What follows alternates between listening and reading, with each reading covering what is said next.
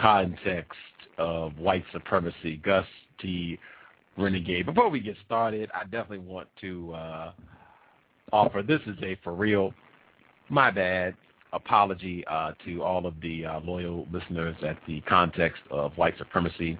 I hope there will never be another time or other circumstances where I am forced to end a program to go do something else, unless it's a direct attack by a racist white supremacist. But I felt that was very important. I had set a goal for myself of trying to see if I could get 6 non-white people, 6 victims of racism, white supremacy, share information with them, get them to kind of share my view, and I feel like I have a clearer understanding of racism, white supremacy if I could get 6 non-white people here at the conference, listen to the show, check out Mr. Fuller's work. If I could get just 6 of them to kind of understand my view on this thing and see the logic of my perspective on racism, white supremacy, that would be successful. And 2 people did come by to check and say what was up. And we went out and we were having, just excellent dialogue, and some other people joined. I think it ended up being 1, 2, 3, 4, 5. It was 5 non-white people. We were, sitting chatting about racism, all black except for one. One so-called Asian was also there as well, but 4 so-called black people, 1 so-called Asian people, grand total of 6 victims of racism, white supremacy. We talked about the importance of definitions, and I think everybody felt that was valid, and I think people felt that it perhaps was causing some confusion here at the conference, and that was a suggestion that they wanted to see implemented perhaps. And we discussed some of my other views and things that I shared at the conference, and it was just really cool. It was one of the few times where I felt like there were non-white people who were receptive to what I had to say, and it was just a real cozy and nice conversation. So I was glad I was able to participate, but I do apologize for the folks that were listening live, because quite a few folks had called in and were on the line, and I don't have a chat room, but I was able to look at the numbers, and there were people that were also just, listening to the show live. So my apologies to anyone who tuned in live. Hopefully that will not happen again. At any rate, I'm going to pick right back up where I left off at, and I'll fill you in on some of the things that we discussed in the hallway, because I also spoke with an admitted racist white supremacist in the hallway as well. In fact, that he sucked up a lot of my time. I spent 50 minutes to an hour talking to him. We'll share. Okay, so the last program, I got shut down when I was talking to you all about a workshop that I attended. Since I'm no longer in the hot tub, they snatched me out of the hot tub and everything. I'm not in the hot tub, so I can actually get the program, and I can read off the workshop that I was in. I think that would be constructive. I think I still will say the name, because this person is supposed to come on the program, so I'll hold the name, because this should be a great program, and I'll let you know, give you the name and everything when the person gets ready to come on the broadcast. But let me get my pamphlet here, and I'll give you the name of the workshop and read it off. And I'll pick back up right where I left off. So, okay.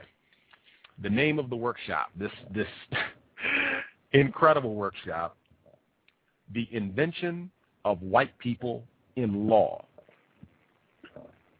The description: through the exploration of the invention of the crime of miscegenation, this session seeks to examine, when did the category white begin to be used to reflect a unique group of humans? Why did it emerge? What meanings have been assigned to whites, and what relevance do they have within contemporary society? Again, this is the Invention of White People in Law workshop. Phenomenal.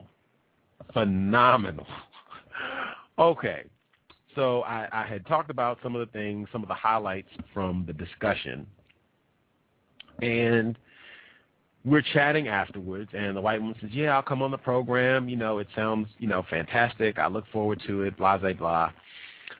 And so we're talking, and she says, you know, about feedback. She said that she saw, you know, quite a bit of what she termed, you know, the kumbaya effect here at the conference, where non-white people and white people just get together and hold hands and, you know, yay, everything is good.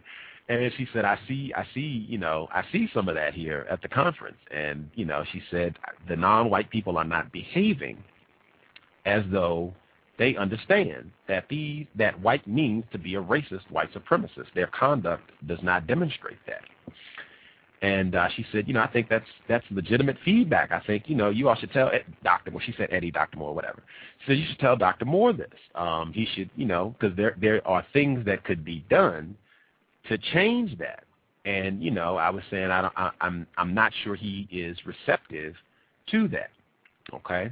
And again, this was based, and I said this on the program, based on the conversation I had with him on Friday evening. That's Friday, April 9th at the conference. And so, excuse me. And so we were about to wrap up. You know, I told her I had her contact information. I gave her my email. She had just an excellent chart on the wall with a lot of information. She said she would send it to me if I gave her my email.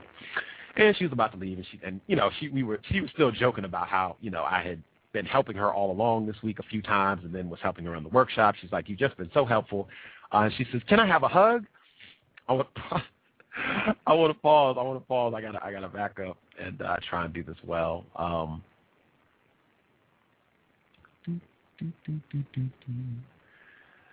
Thank you all for being patient. Okay. I got to do this well because during the course of the workshop, she said that she came from Belgium. If you know anything about Belgium, heavyweight racism, white supremacy that they carried out in the so-called Congo in Africa. But she said she's from Belgium, I believe, and she moved to Texas. I don't remember where in Texas, but somewhere in Texas. And she said, yeah, she moved to Texas, and she started dating a non-white male. I believe she said a black male. And she continued on or what have you. Anyway, she was about to leave. She had to catch her flight, get back to Chicago or something. And she said, can I have a hug? And she opened her arms up, and I looked at her, and I said, didn't you say you're a racist? And she said, oh, yeah. I said, how about a handshake? And she said, okay. So we shook hands, and, you know, yeah, I'll come on the show. You know, just shoot me an email, blah, blah, blah. So we're talking to this other white person who's also going to come on the show. We talk for a minute, and we leave. I'm thinking no more than 30 minutes later. No more than 30 minutes later. Dr. Moore comes by, and he says, Gus, did I hear that a white woman asked you for a hug and you wouldn't give it to her? And I'm looking like, what in... I think I just turned around like, I cannot even believe this bullshit. And so I looked at him, and I said, who told you that I didn't hug this white woman? And he said, I'm not trying to come get into gossip or whatever. I'm just saying, did the white woman ask you for a hug and you didn't give it to her? And I said, how much of the story did they tell you about my refusal to hug this white woman? And he said, they didn't go into all the particulars, blah, blah, blah. And I said, but did they tell you that this white woman admitted to being a racist?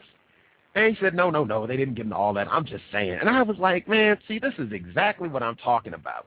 I'm going to pause because Dr. Moore actually stayed, and he talked with us for a significant amount of time, myself and Non-Mighty Wick. He stayed, and like I said, I'm breaking from the story for a second just to share more information. There were only 4 people in the room when this white woman requested a hug, this admitted racist white supremacist. Myself, Non-Mighty Wick, the white woman herself, and another white woman. Non-Mighty Wick was with me for the duration of the time that we left that workshop, so I know he didn't tell.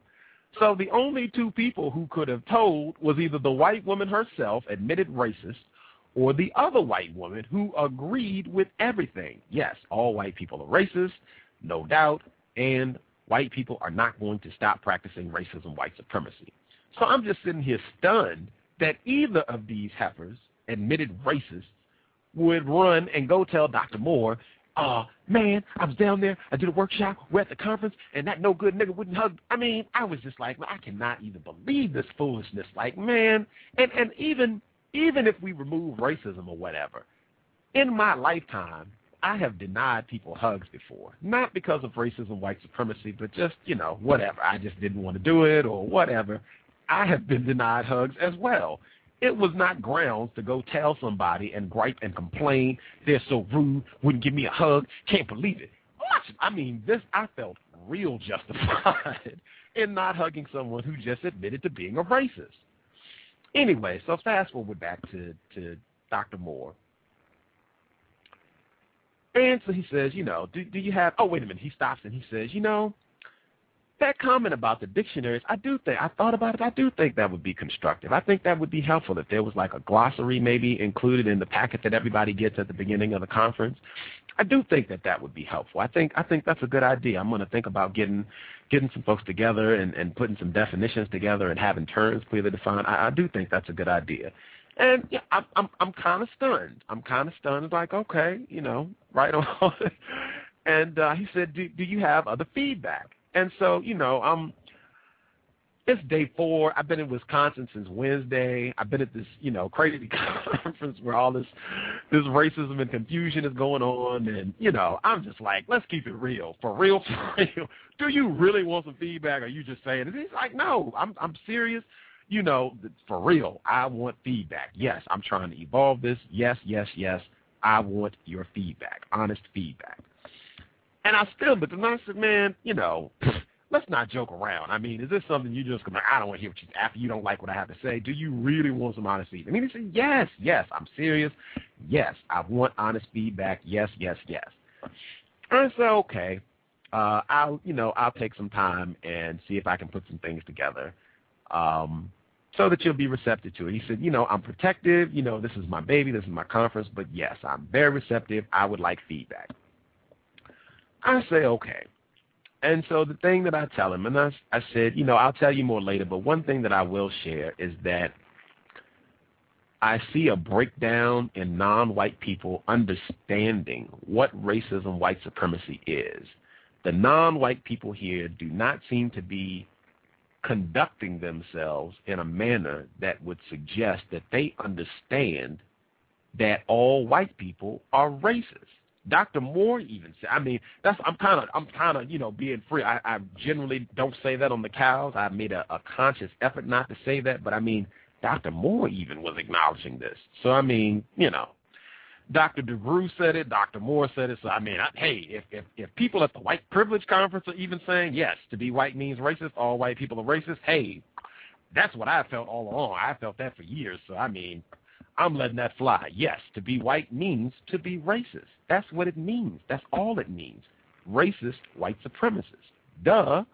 And I'm saying there's a breakdown in non-white people demonstrating understanding of that as it relates to white people. Like, in your face, the white people that you talk to, sit next to, we don't demonstrate that understanding. It seems like it just becomes very abstract, and it's the white people on television, it's the Klan, it's Rush Limbaugh, these other white people. It's not Jeff that I'm sitting right next to, even though he is white. No, not Jeff, or no, not Tina that I'm sitting right next to, that I'm trying to get her number at the bar. Not Tina. Yes, Tina. Yes, Jeff. They're white, aren't they? That's what white means. Why would they be an exception? And so I'm explaining this to him, and I'm saying, because I said I'm bumping into non-white people who say, yeah, all white people are racist, and then they turn around and they're hugging on a white person. They got their head on the white person's shoulder. They're drinking out of the same glass, and it's just like, wait a minute, I thought we had agreement. White people are racist. What are you doing? And so he's hearing all this, and he's like, okay. But it sounds like you're going down that segregationist road. And, I'm looking at it because, this is a replay of what was on the broadcast where he said that, you're being a segregationist. And I said, I don't know what you mean when you say segregationist. I'm not saying go around here and jump in white people's face and call them names. I don't think anyone has reported to you Gus has been running around here. These no good crackers. Get away from me, cracker. Don't put your hands on me. Peckerwood. No, I haven't done that. I have been courteous. I have been polite. I have not been calling names. I haven't been yelling.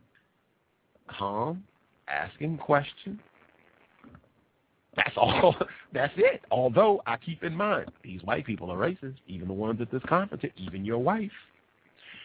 And so he still says, I'm still, it sounds like, there's no room for interpersonal relationships. And I said, well, what do you mean when you say interpersonal relationships? What does that mean?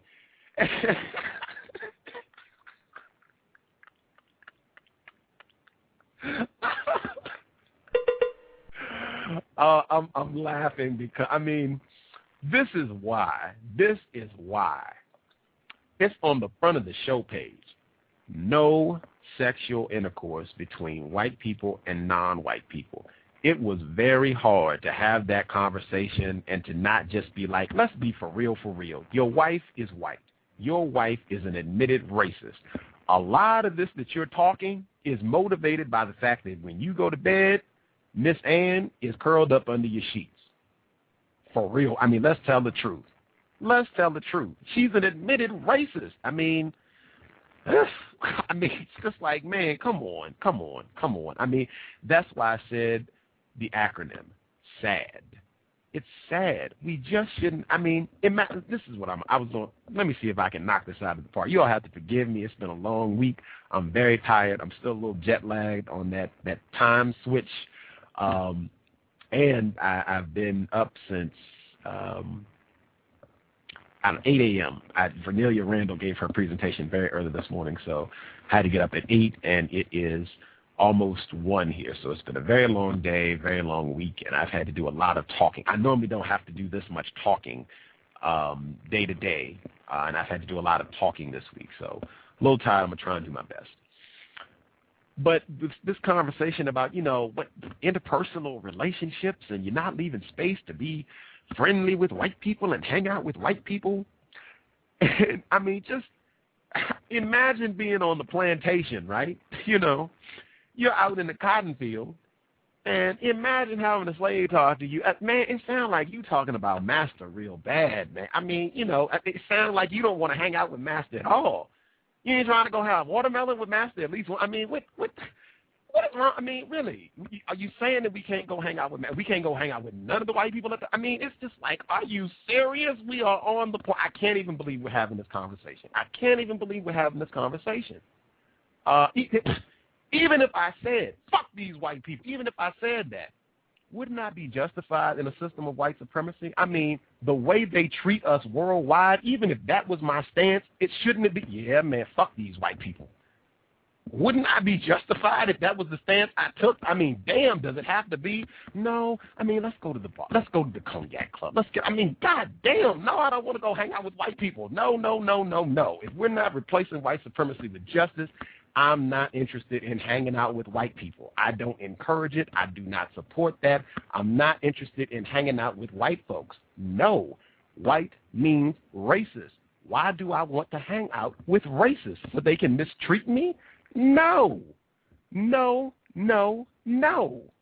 It's SAD. That's the acronym SAD, and shout out to Tater Pie. She was, and I can't say I'm lazy. I'm in Wisconsin. I'm not lazy on this. I try and stay on my counter-racist grind. I just haven't been able to keep up with my blog as much. Tater Pie was able to knock out the blog post on SAD. It's fabulous. She sent it to me so I could check it and make sure it was up to my nearest standards, but she did a fabulous job. The blog, meallamo.blogspot.com, MELLAMO.blogspot.com. You can check it out. It's there. She did the post on SAD. She wrote it. It's phenomenal. But really, it is apropos. It is apropos, sad that we got to sit here and have a discussion about, are you saying we can't go at the pool and hang out with Todd and Ann and Jeff? They're white, but ain't no room. Anyway, so I leave. That notwithstanding, in addition to that portion of the conversation, he was like, well, What are you saying? You're saying that the non-white people don't seem serious? And I said, no. The non-white people here, their conduct does not seem like they seriously understand that being white means you're racist. Their conduct doesn't display that. I am all business. This is business, replacing white supremacy with justice. I'm not going to the bar to have a conversation about racism. I mean, with lynching, castration, Hurricane Katrina? No, I don't want to have a glass of Hennessy and talk to a white person about racism. No, this is a serious discussion we're going to have about solving my problem, replacing white supremacy with justice. These non-white people do not look serious. That's one thing that should be stressed repeatedly, and I hope I have demonstrated that on this program. When it's time to talk about racism, this is serious business, especially when we're chatting with a white person. This is serious business. This is not time for jokes and snickering and laughing and, we're just buddy and friends. This is serious business. And he listened and he received that, and he said, okay. And he said he wanted to continue the dialogue, and I said I was down. He said, if you want to do a workshop next year, I'm down. I would support that. If you want to do a workshop and come here and, something that you think should be presented, let's do that. Now, my thought, I told you all the only workshop I want to do, how the white privilege conference reinforces the system of white supremacy. That's the workshop Gus wants to do. I don't know why I did not think the workshop that should be done, in addition to that one, is sexual intercourse between white people and non-white. I have no idea how that slipped in my mind for someone to tell me you could do a class and get up and talk about racism however you want to, and I didn't think, ooh, talk about the sex thing. Whoa, but he's told me this repeatedly. You could do your own workshop. You could come back as a presenter. You could do your own workshop. Whew. Man. He has told Gus this repeatedly. I might have to take him up on both of those to see if I can do those two workshops. If those get okayed, I'll be at the White Privilege Conference next year with both of the workshops I just mentioned. Even if I get one, I'll be back. It'll be in Minneapolis next year. So if I can get one and or both of those workshops, I'll be back. In addition to that, he said, well, do you know some presenters that you think, should be added? And I said, what about Dr. Frances Cress Welsing? And he said, I know her work. It's painfully true. Let me say that again. He said, I'm familiar with her work. I think her work is painfully true. I said, okay. He said, if you have a way of getting in touch with her, hey, I would love to have her. I said, hey, I will get in touch with her this week. And if you want to bring her to the conference, I'm sure she would be willing to come and give a chat about racism and white supremacy. I'm pretty certain she'd be open to that. And he said, oh, I would love to have her. If you get in touch with her and she's negotiable, she's agreeable, she's affordable, let's do it. I want to have her here.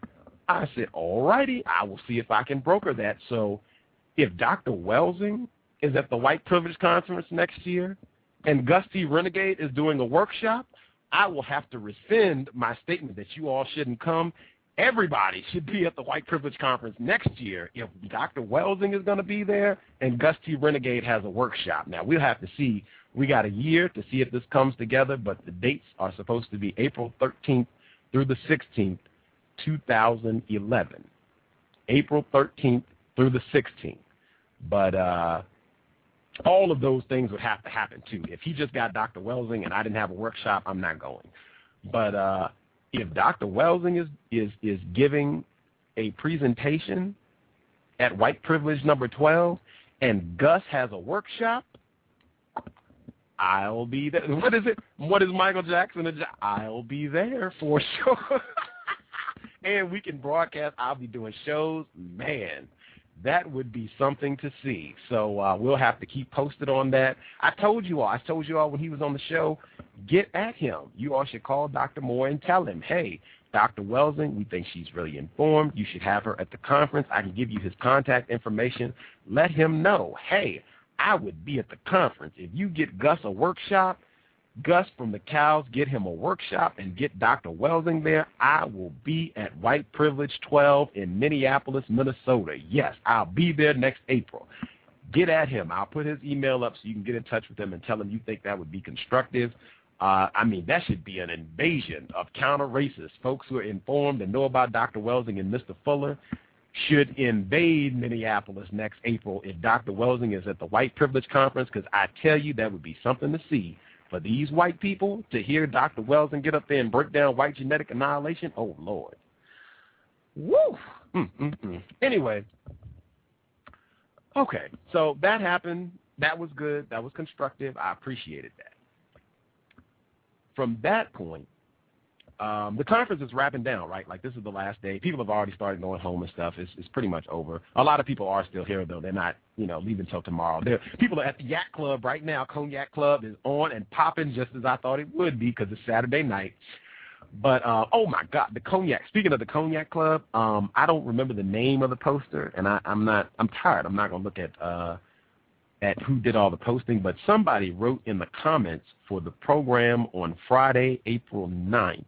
Someone wrote in the comments a nice breakdown of cognac and dark liquors, because that's another Dr. Welsing point about, the symbolism behind, these dark liqueurs. And cognac is a dark one, and how even that's strategically marketed to non-white people. You got the Hennessy, Pass the Cavassier, all those songs.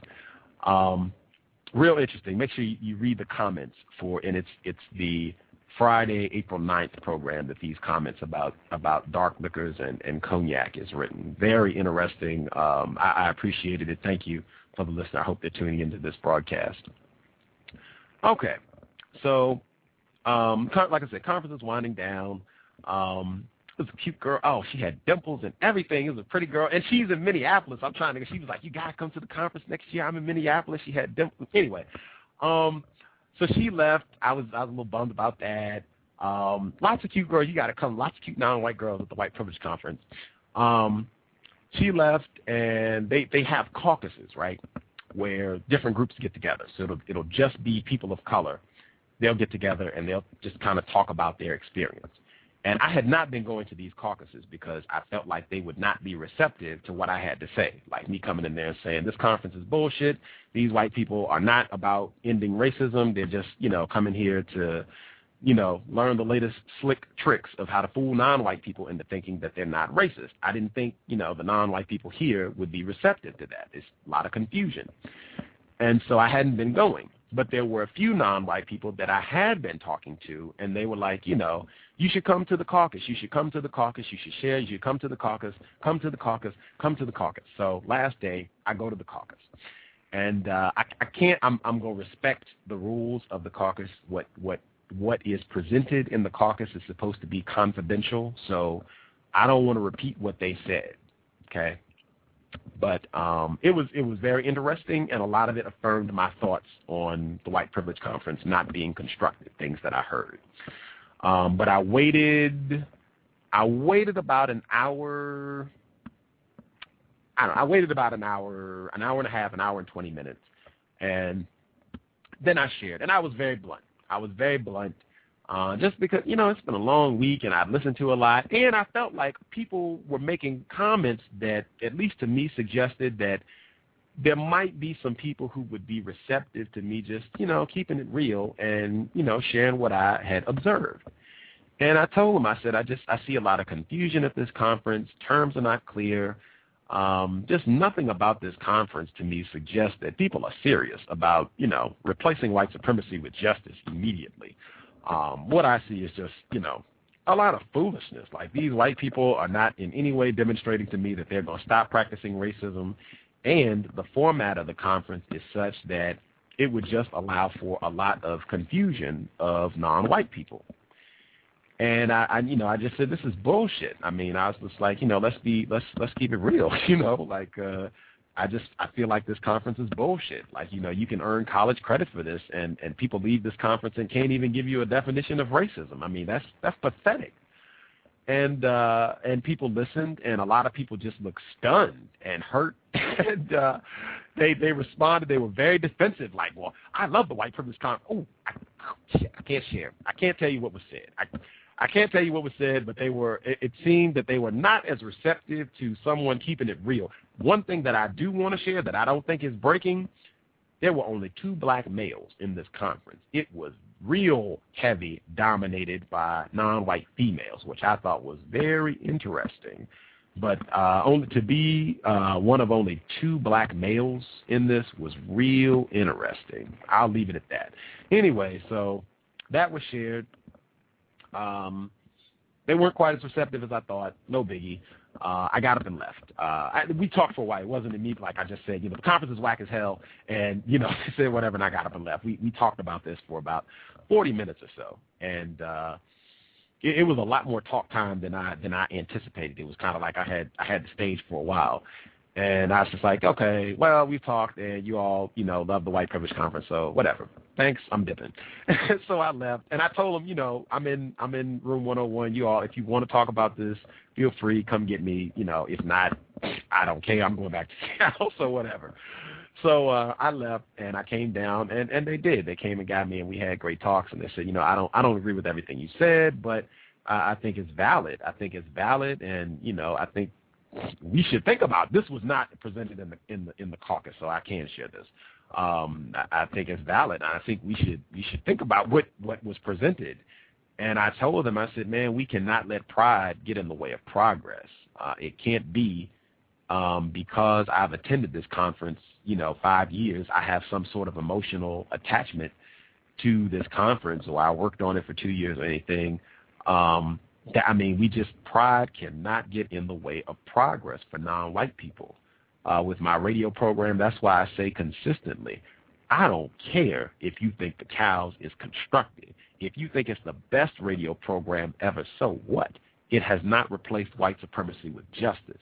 If you think it's the worst radio program, so what? It has not replaced white supremacy with justice. It's not about sticking my chest out and feeling good about my counter-racist effort while I'm still on the slave ship. That's not what it's about. It's about replacing white supremacy with justice as soon as possible. That's the criterion. And I think that would be best for non-white people to respond that way. But, yeah, we talked in the lobby. It was great. We talked in the lobby, and they said we looked at the show page. I couldn't figure out what C.O.W.S stood for, and I broke it down. I gave my definition, and I told them, I said, do you all know who Dr. Welsing is? They were like, oh, yeah. I was like, she's been on the show 4 times. They go, what? Oh, my gosh. So they were like, yeah, we want to check it out. And I told them, I was like, we can do a show, y'all can call. You can share your perspective on the white privilege conference. That would balance it out because, I've talked bad about the conference. If you all think it's great, you can come on and share that view, and, listeners can decide for themselves. But yes, some of them might be listening now. Greetings, anybody, if they are listening, live or archives from the White Privilege Conference. But it was great. I thoroughly enjoyed it. It was nice. It is nice to have non-white people, even if you don't have the exact same views, which is fine and to be expected, to have people, respect and be appreciative for you sharing and want to continue dialogue and, check out the show or whatever. That was pretty cool. So I really appreciated that. So that was, I believe, most of the big things from today. Let me look at my notes here and see if I'm missing out on anything. Yeah, man, knowledge is demonstrated. That, I feel like I've said that so many times over the past few days. Understanding is demonstrated. In fact, the white person that I was talking to outside, I asked him, because I said, do the non-white people here, does their conduct suggest that they understand that these white people are racist, that all white people are racist? And he took about 3 seconds and he said no. And I said, man, it would be great if you could share that with Dr. Moore, if you could speak up and share that with non-white people, and he admitted to being a racist. You're admitted racist white supremacist. Your observation is that their conduct does not suggest that they understand that white people are racist. The wild, or not wild, but the really interesting thing was, I said, hey, including me, I said, does my conduct suggest that I understand that all white people are racist? And he said, no. And I said, okay, can you tell me what I'm doing that suggests that I do not understand all white people are racist, white supremacists, including you? And he said, okay. And he took some time and he thought about it. And he said, I wrote him down. He said, you are being respectful to me. He said, you are giving me eye contact. He said, you seem engaged, like you're actually listening to what I'm saying. You're not, looking around the room or whatever, not really paying attention to me. He said, the fact that you're talking to me at all. And he said, what was the last thing he said? He said, okay, I gotta slow down and break this down. This white person, when he originally came to try to talk to me, I was still in the group with all non-white people, right? So he came up and I think he asked if he could ask me a question or something. I had seen him before. We had talked before. He was in a workshop with me, and he asked me a question about something. He wanted to come back and talk about that. And a non-white female, some of the non-white people at this conference are not quite as confused. There's not too many of them in my view, but some of them are not quite as confused. And when the white guy came up and he asked me, and she looked at me and she said, excuse me? I'm in the middle of a conversation here. And he was like, oh, I'm sorry. I was trying to ask him a question. She was like, if you're going to ask him a question, then that means you need to wait until there's a break in the discussion. And he was like, oh, I'm sorry. He just I didn't laugh, but inside I was cracking up laughing. Excuse me. And the white guy, he just shut down. He didn't say a word, and she just gave him that look like, right. Anyway, and she went back to her story. Oh, it was great. But he was like, okay, the fact that I came in and I was rude, I interrupted another non-white female who was trying to talk, and you talked to me after that incident happened. The fact that you were still willing to talk to me after that incident occurred would, to me, suggest that your behavior doesn't suggest that you understand all white people are racist. And I said, okay. And I shared, because he said, well, what is your criterion for non-white people in terms of how they should behave to demonstrate that they understand white people, all white people are racist? And I gave him my list. And my list, and I said, we have a discrepancy, and it's that you listed things that a person should do or things that I have done that would suggest I don't understand that all white people are racist. My criterion is more about things non-white people should not be doing. And I said, that's a difference. I'll have to think about that. Maybe I should have more things on my list that are, these are things you should do, not these are things you should not do. Or maybe you should have both. I don't know. I told him I would have to think about it. But things I had on my list were no frivolous chatter with white people. Like, we're not just going to be sitting around, what did you have for breakfast? Did you see Flash Forward last night? Let's go to the Saints game. Let's go shopping. Let's go catch a movie. Let's just go. No. I'm not just sitting around frivolous chatter with white people. If we're talking, we're going to be talking about racism, white supremacy, and or I'm going to be getting constructive information. If I need cheap plane tickets and you can help me get cheap airfare, that's great. Let's talk. If I'm trying to get my house painted and you know a way that I can get my house painted for free or in an efficient manner, let's talk. I'm trying to get a lower mortgage and you know how I can make that happen, let's talk. That's the way non-white people should be conversing with white people. That was one. I said number two, proximity. I see way too many non-white, I was just talking about the conference, but I was like, I see way too many non-white people who are hugged up with white people, leaning on the white person, dancing on the white person. I didn't even mention sexual intercourse, but obviously. Just way too much close proximity. Like, I'm not holding hands. I'm not going to be laying on your lap. Get your hand off me. I'm not hugging you. There should be some boundaries between us. I just don't need to be that close to a racist. Let me see. What was the next thing I said? Let me see. What else did I say in terms of how your behavior should dictate? It should not be, we get into discussion of racism, and I'm trying to impress you with how much I know about racism or anything else. If anything, it should be I'm asking you questions to get information. And I have a post on the code. I think non-white people, you should have a ratio in your head of how many questions I should ask for every one question that white person asks. For myself, that ratio should be high. It should be, Gus should be asking about 6 questions for every one question that white person asks. It should not be that white person just peppering me with question after question after question to get information about me and see how much I know. No, other way around. I'm ignorant. I'm on the plantation. You know everything, or excuse me, I'm not going to say white people know everything, but white people know a lot more than non-white people in a system of racism, white supremacy. That's just logic. So it should be the other way around. It should be the non-white person asking questions. So that was a big one that I said. And I also think I tied that to not trying to impress upon white people that I as a non-white person deserve to not be mistreated. In other words, I should not be attempting to prove my humanity to a white person. That should not be happening. I might have said some others, but those are most of the things that I shared.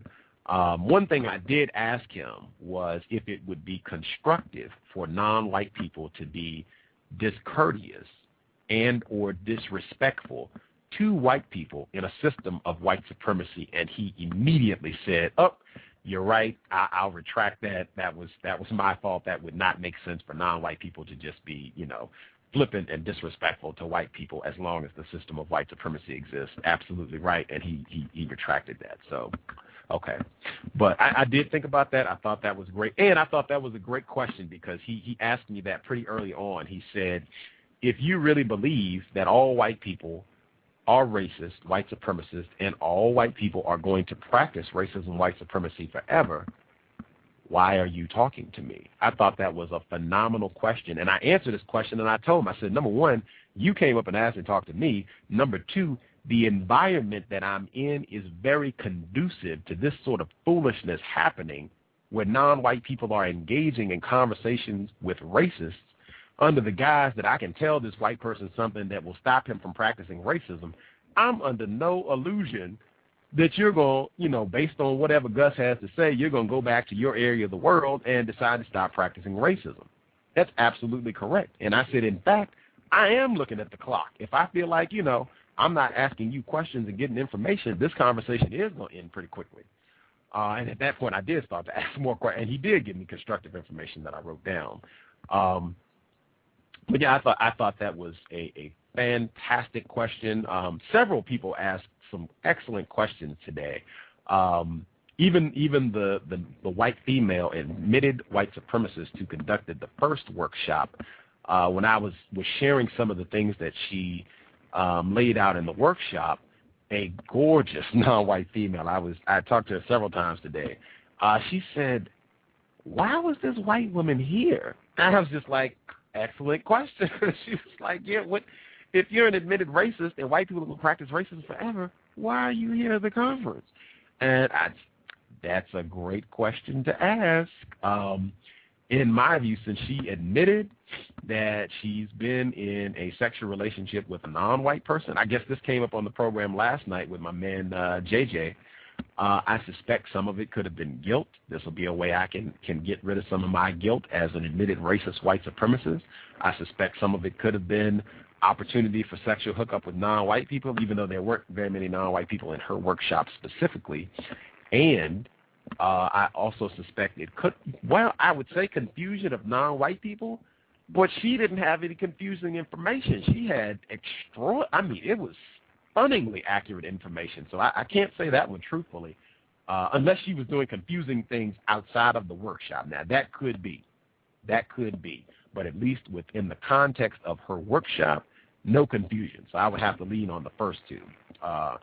Getting access to non-white people sexually, which I think probably a lot of that has happened at the conference, and white guilt. It could have been both of those. But, yeah, either way, great question, great question, great question. She did ask for a hug.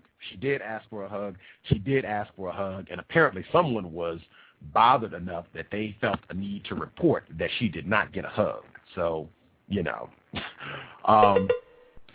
At any rate, let's see. Let me check my notes here. Forgive me, I need a sip of water really quick. Actually, I'm drinking ginger ale. I need a sip of ginger ale. Give me 1 second.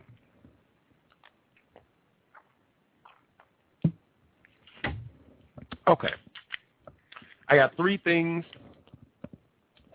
I will share, and then we can check the phone lines because people did call.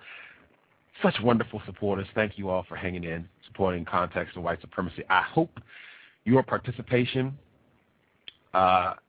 indicates that the Context of White Supremacy has some constructive information for you. I hope you all are not wasting your time when you could be sleeping or doing something else constructive. Okay, when I was on the program on Friday, April 9th, I shared that I was in a workshop and I asked if white people are going to stop practicing racism, white supremacy. And white people in the workshop practiced racism. They ignored and avoided the question.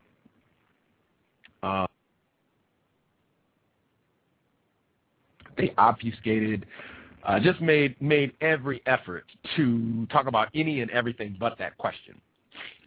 And when they were getting ready to move on, a white person stepped in and said, wait, I think we should stay here. This is important, and I want to talk about this question. Stunning moment, which totally changed the complexion of the workshop. The same white woman, she was in the bar. When I went to the bar last night to go see who was there, what have you, she was at the bar, and I asked if she would be willing to do a commercial plug for my radio program because Dr. Moore said he would give me 2 minutes and 1 second to plug the program, tell people, you know, who were listening to Vernelia Randall give her presentation. Hey, the Cows radio program, Gus T. Renegade, Vernelia Randall's been on, Dr. Joy DeGrew, Tim Wise, Peggy McIntosh, Jessica Pettit, blah, blah, blah. A lot of people that have been here have been on the program. Please check it out. Here's the Earl, Blog Talk Radio, replace white supremacy with justice. Yay. And this white woman said, yes, I'm willing to do it. Just give me a script of what I'm supposed to say, and I'll do it. I'm like, great, this will be great. You know, it'll give me some extra listens, and, you know, this will be fantastic. About an hour later, I get an email from this white woman. Her name's Becca. She's an elementary school teacher in New York. I get an email where she says, I looked at your website, and I see that you've got that non-white people and white people should not engage in sexual intercourse, and I have a lot of friends who are, quote-unquote, biracial and in these sort of relationships, and I don't feel comfortable supporting a program that I don't know that much about, and thank you. And I was just like, see, I needed that. That's exactly what I've been saying, exactly why I will never, ever, I don't care what that white person does, think of them as anything other than racist, because there's just no way we're going to be in a system of white supremacy, and you're going to tell me, well, that's just going too far. Get the fuck out of here to tell me we're in a system of white supremacy and to say I'm not going to have sex with racists? Get the fuck out of here. Get the fuck out of here. Even if you don't agree with that stance, to say that's grounds right there for not supporting your counter-racist effort, you are letting me know all I need to know about your dedication to being a quote-unquote white ally, anti-racist, all that other bullshit that white people talk. You're letting me know a lot, because I'm not saying let's go get rifles, go to the gun club, and let's start talking about shooting these Eckerwoods. I'm not saying that. I'm not saying, hey, let's get rowdy. Let's go kill. I'm not saying that. I'm just saying let's not get in the bedroom. I'm not even saying don't talk to white people. I'm not saying don't go to the movies with white people. Let's just hold off on the bed thing. The fact that, you crossed the line now, Gus. Get the fuck out of here. I told it, don't talk to me anymore. You let me know all I need to know about you and these white people. Thank you. And she wrote me back, and I mean, again, not even respecting my wishes, because I asked her, please don't contact me anymore, and she wrote me again. I didn't even read it. Racism, white supremacy in action. So she went from white ally to right back in the race. Well, she never left the racist pile, but, you know, now she lost all her kudos from her act of assistance yesterday. Less than 24 hours down the drain. So, but I needed that. That was good for me to make sure I didn't have any illusions that you can count on white people to be helpful. Excellent for Gus, and I'm glad I was able to share that with you guys. This one was real interesting because I didn't go to Dr. Joy DeGrew's presentation. She gave a keynote speech, keynote lecture with everybody from the conference. So like all, 1,600, 1,700 people who were present heard her presentation. And it was fabulous, from what everybody told me. I knew what she was going to say. I mean, I read her book. She was on the show. I knew she was going to be great. She did a follow-up workshop, right, after her presentation. And I just found out about this. In the follow-up workshop, apparently, a non-white person asked her, what has she seen in terms of evidence that white people are working on discontinuing the system of white supremacy? Big question. The non-white person said she talked for a bit. She was, giving her response, and the non-white person said, I didn't feel that she answered my question. Again, Gus's eyebrow went on his forehead. I said, whoa, she didn't answer that. Very interesting. Then they said that Dr. DeGrew deferred to her elder, the Honorable Dr. Peggy McIntosh. I said, whoa.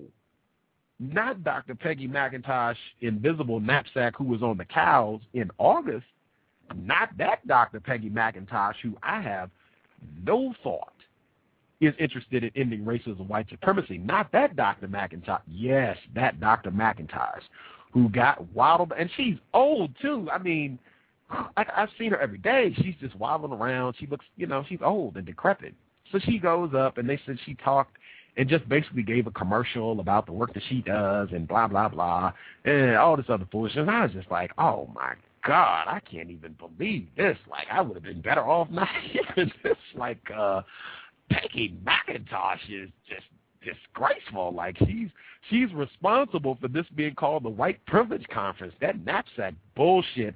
I don't give a fuck who heard that. That knapsack bullshit is a big part of why this conference is not constructive. Now, let that ring out, and I will remind you, she's been on this program. Go back, do your rewind, August of 2009. She was here. Go listen to that program and come to your own conclusion. Anyway, like I said, I would have been better off not hearing that, because that was just like, oh, man, agony. But anyway, it was said, I would love to ask some other non-white people who were at the conference who heard that, if that is true, if that did go down. But it was said in the presence of other people, and nobody contested it and acted like it didn't happen. So that was kind of rough to hear. Let's see, I'm trying to think of other constructive reports from the final day of the White Privilege Conference.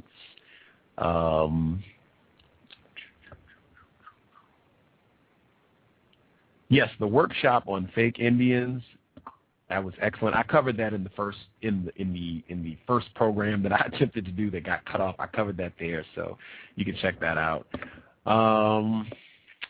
Let me think. I want to make sure before I go to the phone lines, because a lot of people did call in, so I want to make sure I'm not leaving anything out. I cannot overstress. They say knowledge is power. I say knowledge is demonstrated.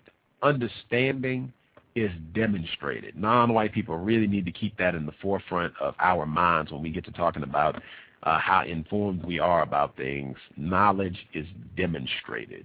If you understand, if you know how to do algebra, you demonstrate that by doing the problems. If you know how to build a house, you demonstrate your understanding of carpentry by putting the house together. Same thing with racism, white supremacy. You demonstrate your understanding of racism, white supremacy by replacing white supremacy with justice. On the flip side, confusion is lethal. Non-Mighty Wick has been saying that. I think that's one of the things that stuck out with him most from this conference. Confusion is not to be taken lightly. He has said that, like, I don't know how many times, but that's been like his mantra.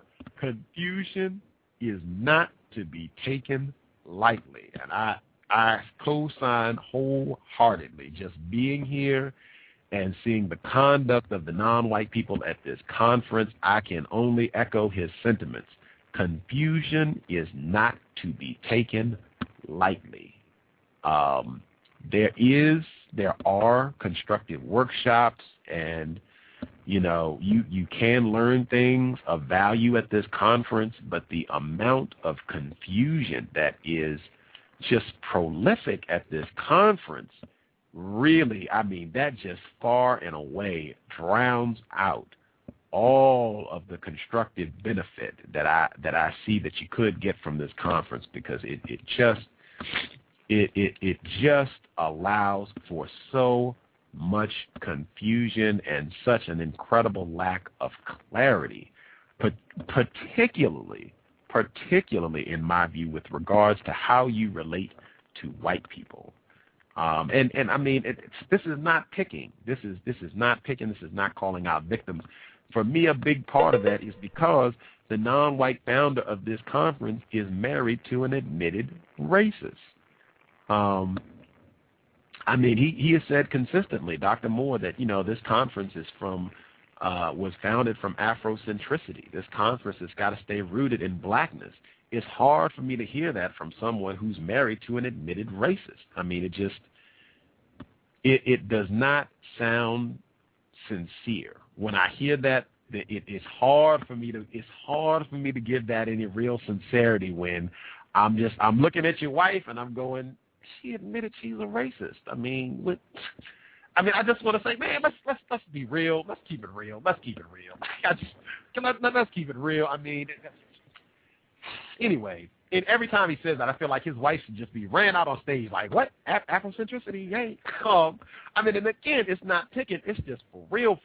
It's for real. That is not something that we can just kick to the side and act like that doesn't matter and that's not important and, that doesn't need to be discussed. No, that is an integral aspect of racism, white supremacy, and it has a huge impact on my thinking, and I suspect it impacts everybody else who comes to this conference directly and or indirectly. I could be incorrect, but I don't think so. I'm pretty confident in my assessment of this.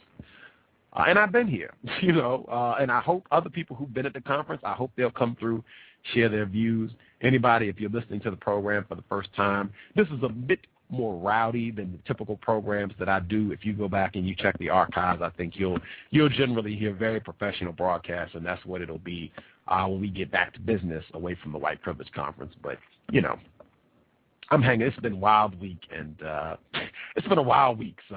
we're letting things ride a little looser from Crosse, Wisconsin, but we'll be back on the grind as soon as I get back to Seattle for the programs this week. Let me see. Anything else I want to share from today? White person. I'm leaving out some details because I know other people who were at the conference are going to be coming through, so I want to leave some things that they can share. The gender-neutral bathrooms, I think that'll be coming up again. I think people had some real interesting commentary on the gender-neutral bathrooms at the White Privilege Conference, which I also thought was real interesting. As I said, we got video on that, so hopefully we can get that uploaded and you can see that yourself. That is the brainchild of admitted white supremacist known as Jessica Pettit. For folks who are listening in, if you're at the White Privilege Conference, definitely make sure you go back and listen to those two programs. Jessica Pettit on the Cows, July 13th, 2009, and she was also on the program in August of 2009. Check out both of those broadcasts. Very interesting programs. Let's see. Is there anything else I want to get to? Yeah, I think that I'll go to the phone lines, that way people can share, and that'll give me time to think if there's anything else I want to flush out from what I saw today. Yeah, I'll go to the phone lines and check and see, what comments folks have about what they've heard, and that'll give me a hot moment to see if there's anything else I want to share with the gang. Okie dokie, let's see. So whoever called in at 111, gotcha. I believe we got Love, Truth, Liberation, and Mr. Nero. All of your lines are open. Feel free to questions, comments, racism, white supremacy related. Thank you.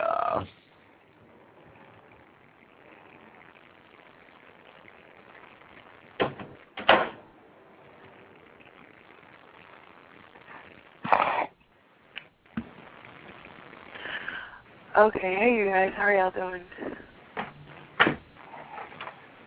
Pretty good, I hope.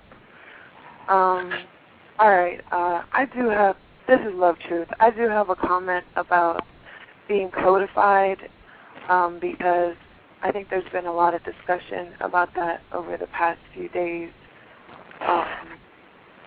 And I know that I was not being codified on day one, because I was listing quote-unquote privileges that I supposedly had. And, okay, I have read the United Independent Compensatory Code System concept, so I do understand the concept of being codified and, trying to use words that convey the most truth. However, I kind of focus a lot on the word independent in that, which, supposedly, says, you pick what you want to do and you don't pick what you don't want to do. And so I was like, this sister talking about the word privilege. I'm going to talk about privilege. But in listening to the show over the past few days and just in some feedback that I've gotten, I kind of do see how, just in order to reduce confusion, it kind of is very important. Like, I think that's one thing that was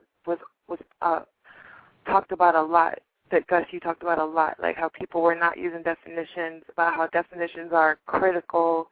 And so I think that I'm going to go ahead and incorporate that into my counter-racism from now on, just to go ahead and be codified with my words and, talk about white supremacy instead of talking about, and not let things like privilege slip in, not be so loose about it. So that's one thing that I have probably cemented and over, the course of the conference and these shows and etc. Glad to hear it. Glad to hear it. Yeah, that privilege, that has stood out a lot. When you don't use the most accurate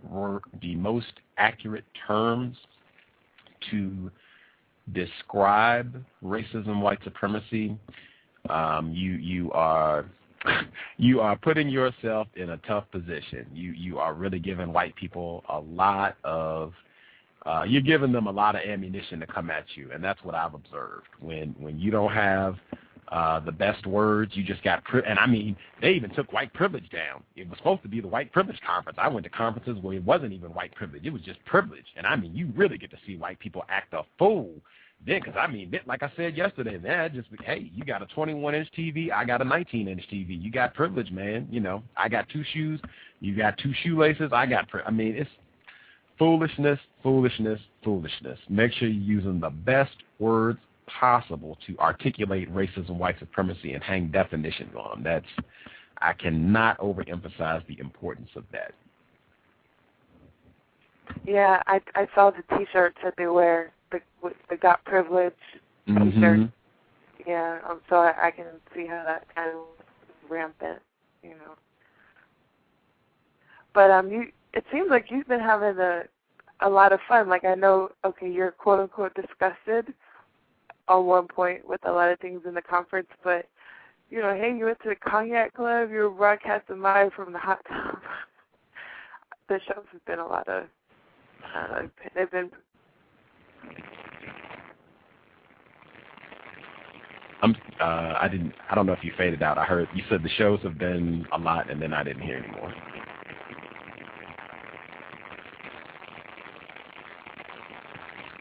Static, I can't hear.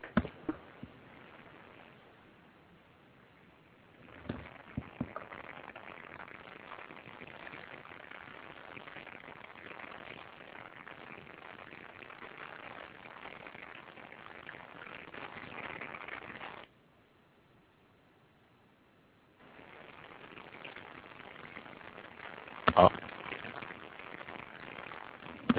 I think I am experiencing some distortion in my line. That's what it is. I thought I had been rolling pretty well. I didn't think I was getting any interference with my line, but I think I am getting a little bit of interference. I don't see Love, Truth, and Liberation. I don't know if we lost her or if she hung up. I think I do see two other people on the line, so if you can hear me, if I'm coming through clean, or if you have questions and you want to talk, as long as you can hear me, we're good. If you have questions and what have you want to talk, that's great. But I believe we did lose Love, Truth, and Liberation. Hello? Yes, sir.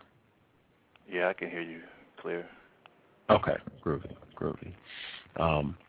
Mr. 909, did you have any questions? Thank you for supporting the program. I appreciate it. Hope it has been constructive. Do you have any questions or comments, thoughts?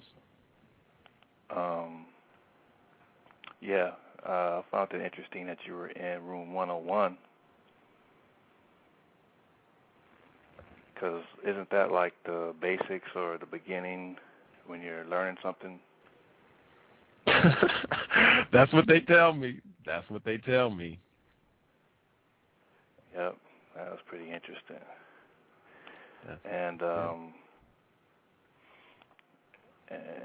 I was going to ask you about the Belgium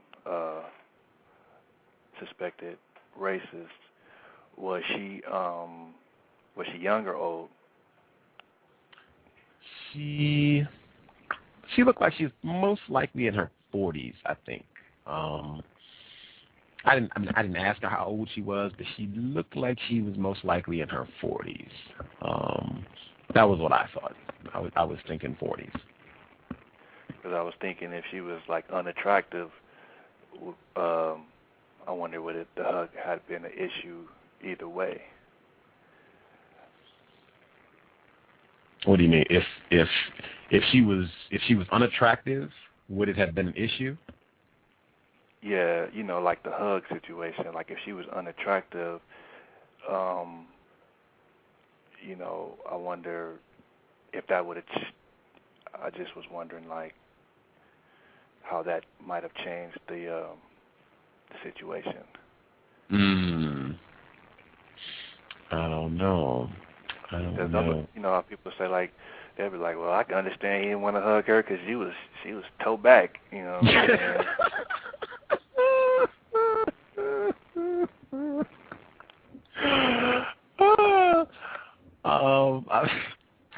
I don't know. I'm sure. Yeah. I'm sure.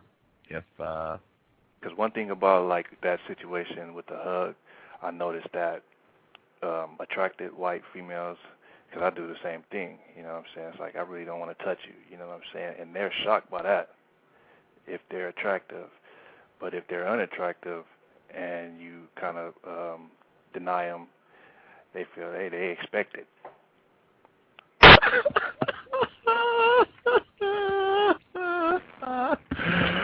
I don't know. I know Lauren. Sorry about that. Tater Pie. She's saying that white females are used to getting black males' undivided attention. I think there's a lot of truth to that. That sex thing is huge. I have seen that's why I harp on that. I've seen repeatedly where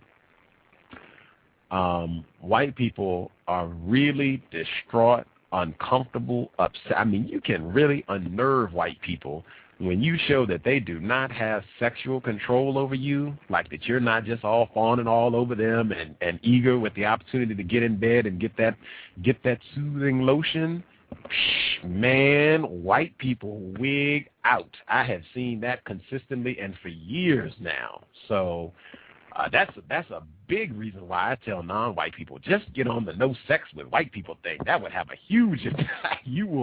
White people will wig out in ways that will make you really wonder, like, wait a minute, Gus might not be crazy about this sex thing, because I've never seen white people act a fool like this.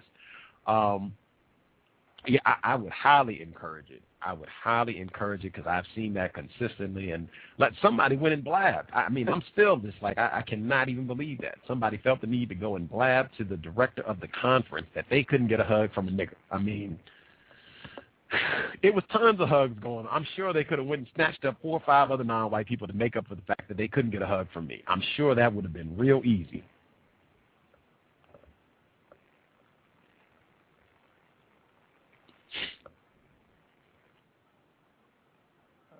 Yep.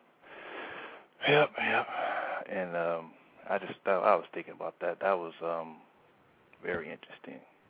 That somebody told. And I'm thinking either the other white female, or the one in particular, the Belgian. It was an attraction thing. That's what it was, man. Or I just wish, as far as her physicality, it's just that is what it was about. Like, she wasn't probably disgusting looking. You feel what I'm saying? So either female, whether she felt she was attractive her own self, or the other female that possibly told felt like this female was, attractive. You know what I'm saying? Mm-hmm. So, a hug should have been given. Right, exactly. Yep, I've seen it. I've seen that because like I said, I do this exact same thing. You know what I'm saying? And black man over 6 feet tall. You know what I'm saying? And with that option totally taken away, there is no option for sex or anything like that. I don't want to. There's no physical thing between us. So. Yeah, that's a big shocker to females that think they're attractive, and the people that view it, that are there, non-white and white. It's a shock to them. Like, wow, you turned down that hug could have led to something else.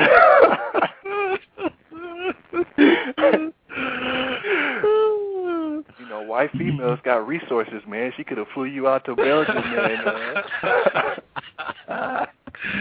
Yep. Go ahead, sir. Go ahead. Oh no, I was gonna say, you know how the discussion breaks down. Yep, I have had black males who have observed me talk about racism, white supremacy in front of like a group. I mean a big group, like more than 50 white people, talk about racism, white supremacy, and younger white people, like white people under 30, white people, and just, come up later and be like, man, Gus, I mean, really, these white chicks, I mean, you could be in bed with half of these folks. I mean, gosh, you're just up there talking and getting them all worked up and angry and blah. I mean, you could push all of these to the bedroom, and do you know how much money you could get clothes and shoes and all kinds of goodies? I mean, you'd have your MacBook already if you would just behave. And like, man, yeah. Yeah, no. Yeah, Tatum Pie, she said, I would have clothes and shoes, but not justice. Yeah, exactly. Right. It would be confusion. It would be confusion for other non-white people, and, confusion cannot be underestimated. I cannot say that enough times. Love, Truth, Liberation. I got you. You're on. Your mic is on, Love, Truth, and Liberation. Okay, cool. I didn't hear what when you were on before. You were breaking up a little bit. You said it sounds like you're having fun. You at the hot tub, and you at the cognac. I do want to clarify again. I did not go to the cognac club while they were doing their thing. Now I did go to the bar last night, but it was not the cognac club, and I didn't have a drink. So that wasn't exactly Gus wilding out at the bar and dancing, acting crazy. I was insulted. I felt I was offended at the bar and left immediately. So yeah, I haven't been wilding out at the after hour spots. They're at the cognac club now, actually. But I was in the hot tub. I didn't even get to enjoy the hot tub. I got snatched out to go chat with the folks, which was great. I enjoyed it. It was great, but I did get snatched out of the hot tub prematurely. Oh, okay, but I don't know. The show has a high energy this week, though. Regardless. Yeah, it was something. I will say, it was. I have not had I'm typically not talking to black females constantly about racism, and I feel like I have been talking to non-white females a lot this week. Like it's been kind of wild, like to be in person talking to non-white females every day and big groups of non-white females. That's been a real different experience. Real different experience to just be around, and black females, lots of black females, and to be talking to them about racism, white supremacy daily. That's been real different experience. That's why I say we need to get more black males to join the fight. They don't know, but that's where it's at. That's what it seems like. That's the hookup right there.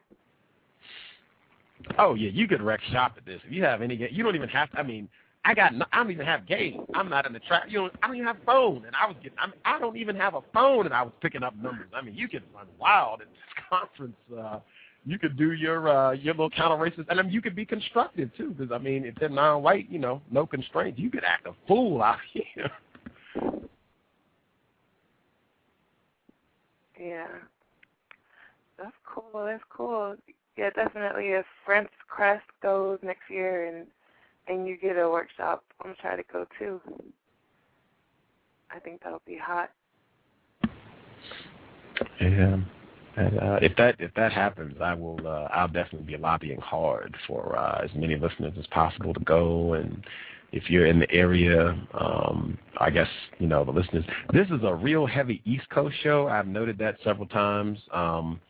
Lots of East Coast listeners. So I don't know. They might feel like it's not quite driving distance, but if you can get to Minneapolis, that major airport there, so you might be able to get a direct flight. I'm certain you can get a direct one if you're in Atlanta or New York City, D.C., a lot of other areas, Chicago. You can probably drive from Chicago. Madison, those areas, you could probably get a direct flight. I would, if Dr. Welsing is there, Gus gets that workshop, and the white guy that I met, it was another white guy I met who was very constructive. He said he wanted to do a workshop on the impossibility of a good white person in the system of white supremacy. That's the workshop he wanted to do. If that workshop is, get to White Privilege 12 in Minneapolis. If these workshops get added and Dr. Welsing's there, be in Minneapolis for April 13th, White Privilege 12 for sure. If it doesn't happen, I'll just be going back to what I said before, White Privilege Conference, avoid it like the plague, not constructive. Mm-hmm. Yeah, I thought it was crazy, too, how that suspected racist female said that she had been a racist from when the sperm met the egg. Yeah. Some white people have dropped some, honest, it's just too much confusion, and this is not like put out front and center so that everybody could get it. Like, white people have made comments like that. Another white person said that racism, white supremacy is at a cellular level for white people. That's like, whoa. White people have been saying things like that this week. It's just been, in here, a bit there, in between all of the confusion that's just been festering around the conference. But they have dropped some constructive nuggets. Oh, my gosh, I had to share this. We were out yesterday, I tell you, it was beautiful yesterday. Beautiful day. We were outside on the water, just, soaking up the sun, chilling, watching people. They were out biking, skateboarding, and everything. A white woman came by, and she was at the conference. She had her badge on and everything. A white woman came by, and she had her headphones on. A white person spoke to her, but she didn't hear what he said. And so she just, kind of said whatever. And non-Mighty Wick was like, that white guy said something strange. He didn't just say, what's up, or how you doing, good afternoon. He said something real peculiar. And so he flagged the white woman down, and he said, did you hear what that guy said to you? And she said, I'll be honest, I had my headphones in. I didn't hear what he said. I just assume people do not mean me harm. And we just looked at each other and were like, wow, I have no concept of how I just cannot even fathom being on this planet as a black person and ever thinking I just assume people do not mean me harm. And it was just incredible to hear her say that. And she followed that by immediately saying, white privilege. That's what I got. I understand. I'm at the conference. That's what I got. And she, walked away. And it was just crazy. It was crazy to hear that. Yeah, that's deep.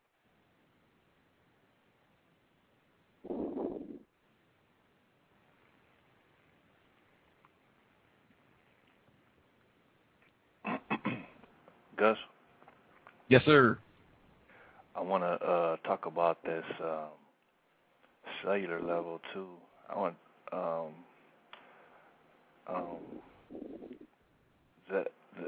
think Cree, she had asked you to ask that white man you were talking to that one day if he felt like 4-month-old white babies are racist. Yes. And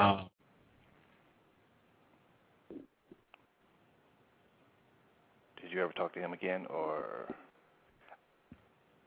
But I don't think you did. But I think if the the cellular level and the sperm egg thing that was being brought out, the answer. Do you think the answer is yes? Just if you had to just answer it for yourself. I am not going to answer that question because I did not see the white person the day following when Cree requested that I ask that question. I didn't see him. Or I take it back. I saw him, but I saw him in passing. We had planned to meet later that day, but when I was going to meet him, I bumped into Dr. DeGrew, and we started talking, and that ended up being real constructive. And I kept getting, stopped on my way to meet him, and by the time I got there, he wasn't there anymore, so I didn't get to talk to him. I saw him today, but it was quick. I saw him for maybe 3-4 minutes. I had to go to a workshop, and he had to go to a workshop. But I saw him quick enough to ask if he would come on the show next Saturday, and he said yes. So since he'll be here next Saturday, he can answer that question then. And I don't want to prejudice anything by answering the question that she wanted from him. So he can knock it out next Saturday, and then maybe I'll offer my 2 cents or what have you on it. But yeah, that should be Saturday. He said he was game. He'll do it Saturday. So that'll be all good.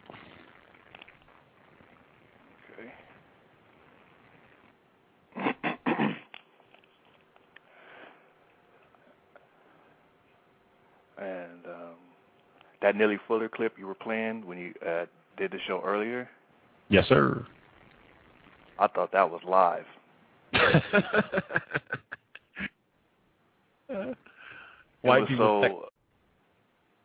was just on point. I was like, wow, this he's Gus done called Nelly Fuller and told him what was going down. Man, it was. That show was from January. It was incredible. It was incredible how relevant it was to what was happening here. I had listened to that show. I listened to it on the train coming here. I listened to that, and I listened to Dr. Eddie Moore Jr.'s theory of it. That show, man, I haven't played it, but I got it. I can play it right now if you want to hear it. But I played when I asked him to share 5 of the best things he's learned from the White Privilege Conference over the years he's been doing it, and he gave me 5. Man, oh man, if the non-white people here just understood those 5 things, my attitude about the conference would be much better.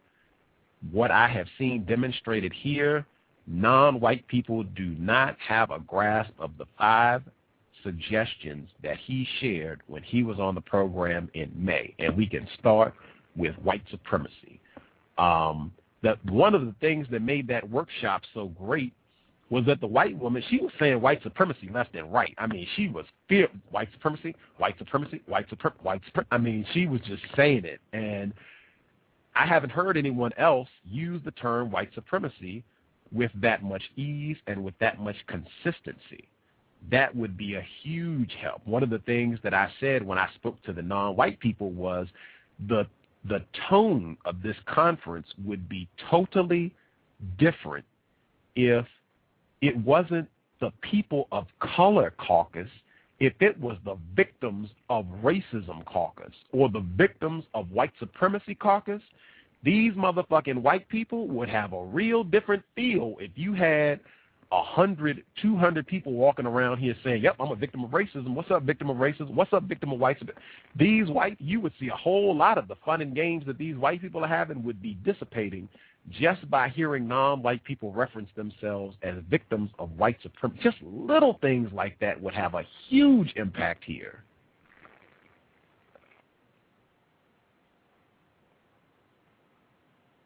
I agree.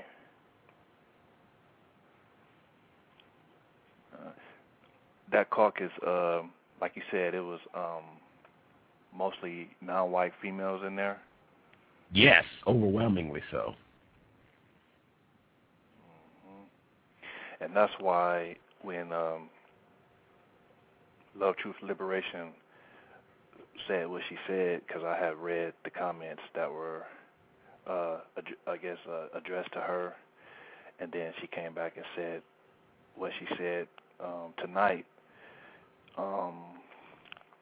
It's just, first of all, you have victim guarantee qualifications. So, I mean, you know, what you say, that's just what you say, you know what I'm saying?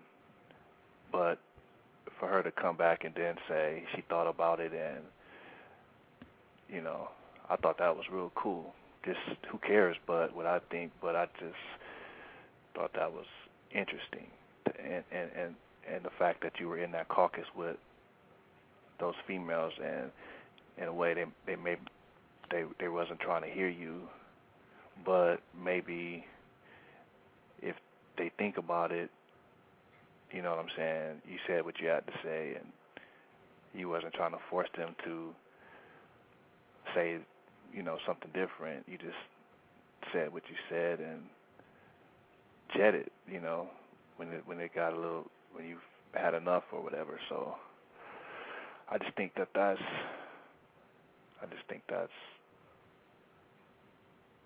the light, the glimmer of light, and it's even in your like Love was saying, that there's a high energy. After that lady came on, Sister Imani, and she just seemed like so, you know what I'm saying, just disappointed, and she didn't really challenge anything, asked no questions. And then the next day, when you challenged the whole workshop, it seemed like things were changing, as far as it seemed like there was some hope, you know what I'm saying, in the conversation that you were, or in your commentaries that you were giving. And it's been, and tonight, it seems like it's more of that glimmer of light, that people, if they get information, they'll be willing to, you know, look at it and possibly change or something.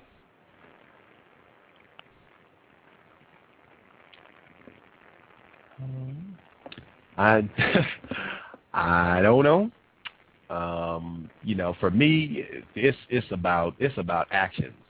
Same thing Mr. Fuller said before. It's people got a whole lot of pretty sounding words here at the conference. They can talk about racism, talk about white supremacy, but it's going to be about the actions. It's going to be about are we for real? For real? Dr. Welsing, white privilege, conference number 12. Really? Okay, let's see that in action. Let me know when it's on the program. Let me know when her ticket has been purchased, her room has been reserved, all that good stuff. Then we'll get excited. Gus T. Renegade doing a workshop. Okay, let me see it when it's on the program. How the white privilege conference reinforces the system of white supremacy. Let me see that written out in bold print. Gus T. And I want Gus T. Renegade, the facilitator. Write the description up and everything. Let me see all that put together, and then I'll say, hey, we got something, man. This white privilege conference is off the chain, y'all.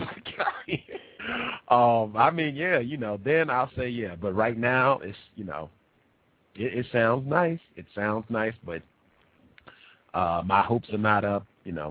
I'll see if we're really serious about all that. I'm sure. I'm real certain. A lot of white people got their fingerprints on this. I'm certain white people will have something to say about Dr. Welsing being here, particularly since Tim Wise said he's supposed to be here next year.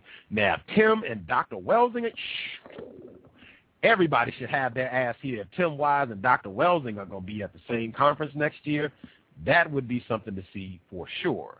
But that's just a lot of talk right now. I'm not about to talk, and let's do the action, And a year's a long time. Who knows what'll happen between now and then, Right.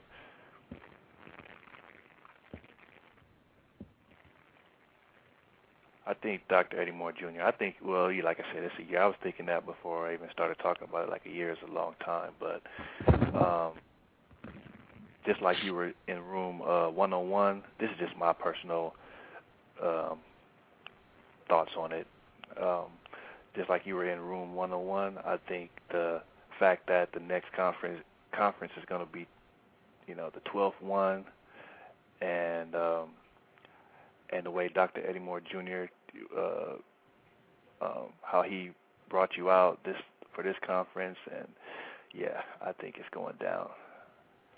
There's nothing. There's, like you said, the white fingerprint that's on the conference. Yeah, I understand that, but I just can't see just your presence there, and I can't see it not happening. Just knowing what I know of Dr. Eddie Moore Jr. and yeah, it's got to happen. That would be embarrassing for it not to happen. A whole lot of embarrassing things go down in the system of white supremacy. A whole lot of embarrassing things go down in the system of racism, white supremacy. Regardless of what happens at the Masters tomorrow, Tiger Woods.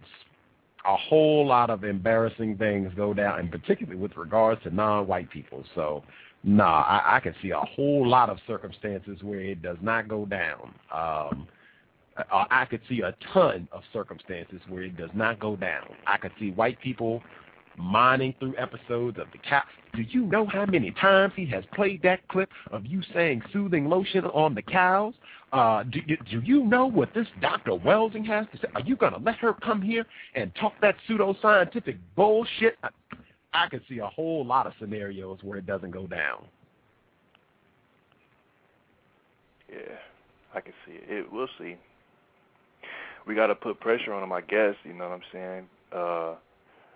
He'll be coming on the show, you said, so hopefully we'll, you know what I'm saying, be able to just tell him how constructive it'll be, and that's all we can do. Let him know.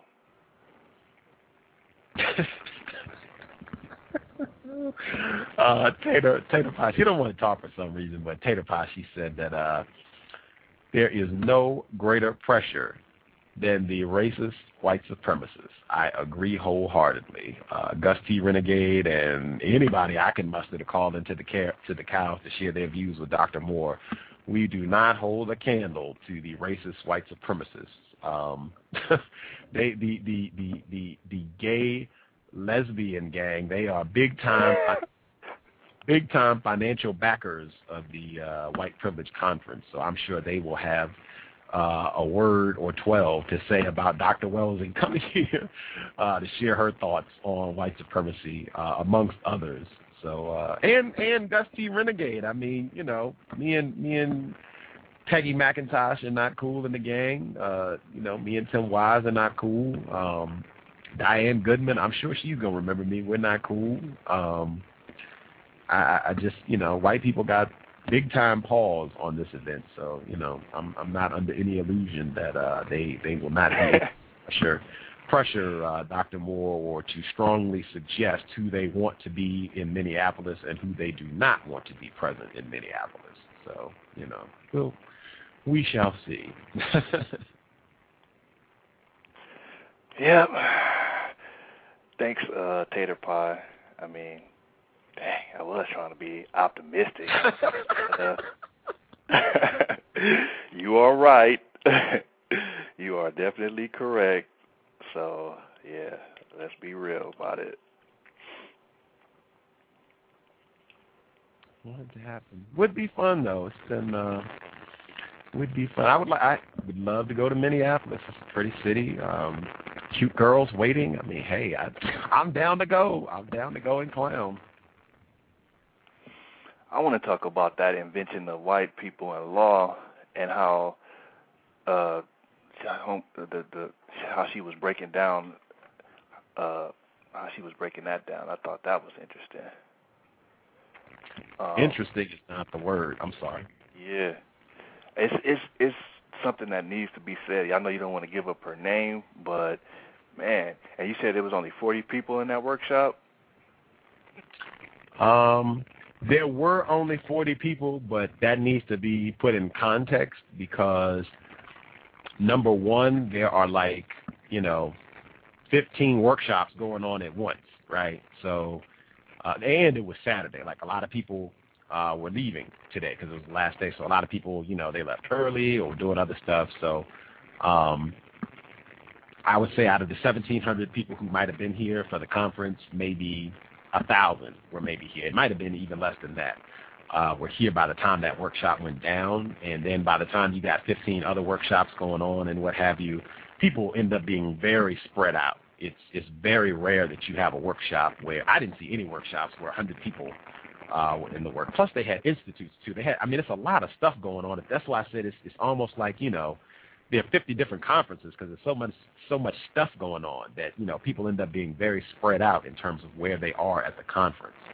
So it was, and the workshops are repeated. It's not like that workshop was only done one time. That workshop was done several times, unless I have been misinformed. So, you had several opportunities to see her do that presentation. At least more than one opportunity to see her do that presentation. So today when I saw it, it was like, 40, 45 people in the workshop, but mostly white people.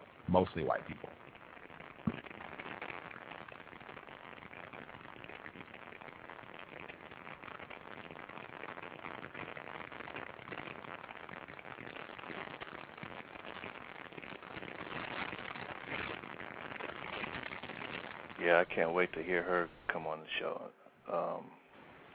talk about that, because I think that's important. Because I suspect that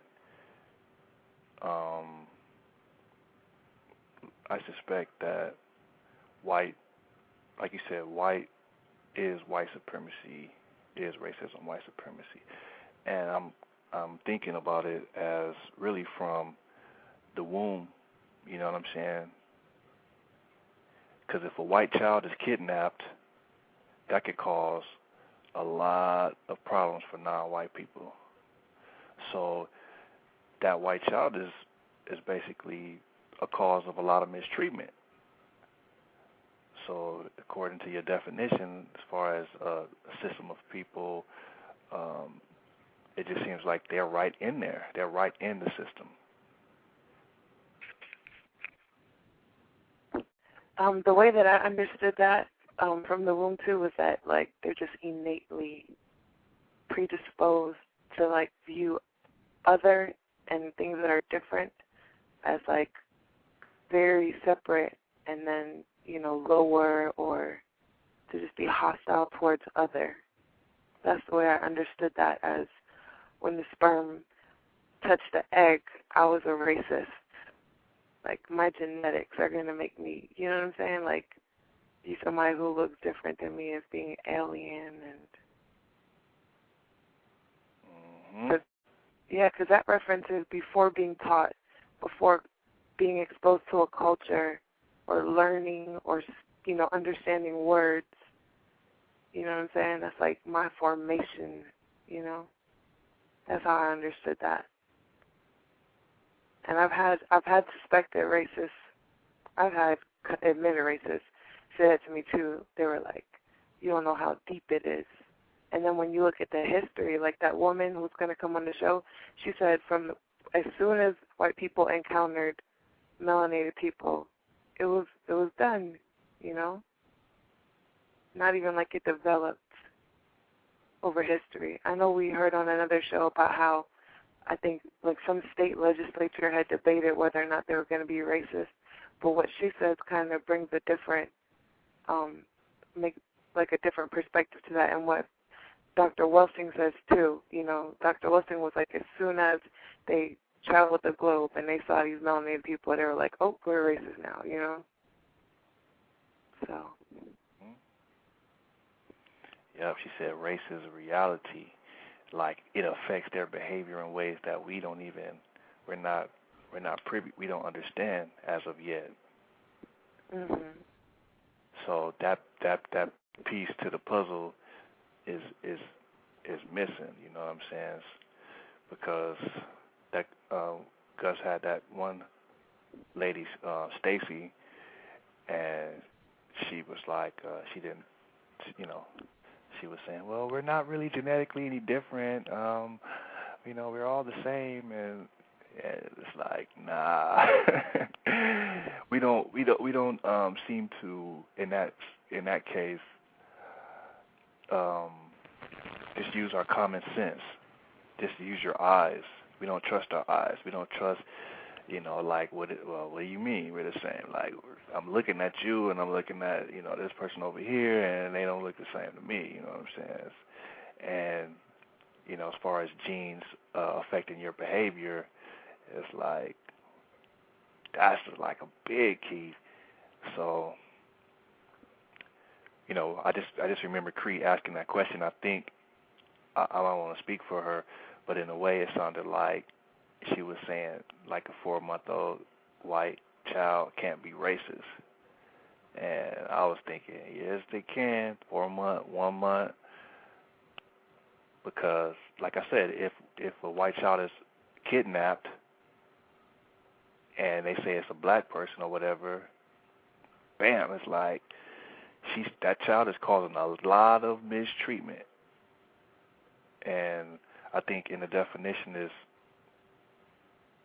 I don't know how, I guess indirectly would be how you would put it.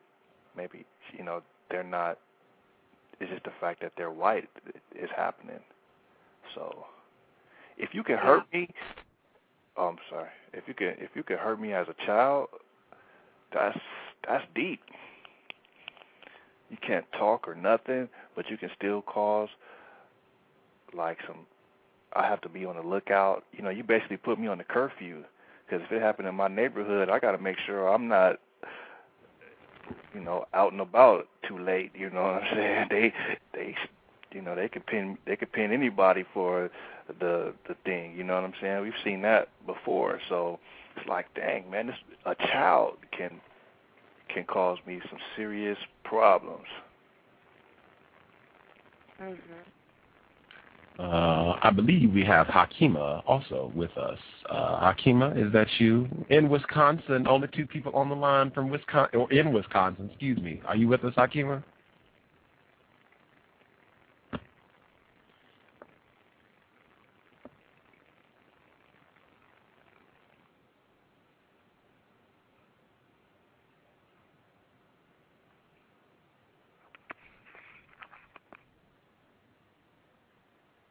Uh-oh. I'm not sure if I got her or not.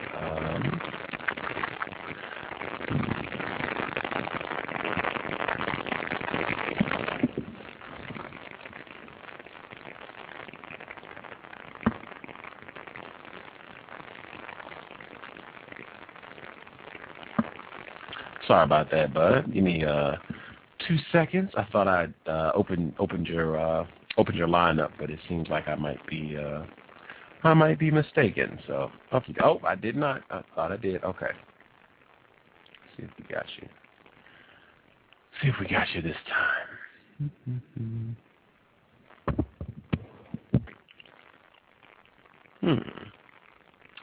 Strange. I don't know what's up. Give me 1 sec, Hakeem. I apologize. I will get it worked out and get it open. I'm clicking the mic, but it's being a little niggerish here. We'll get it. Sorry.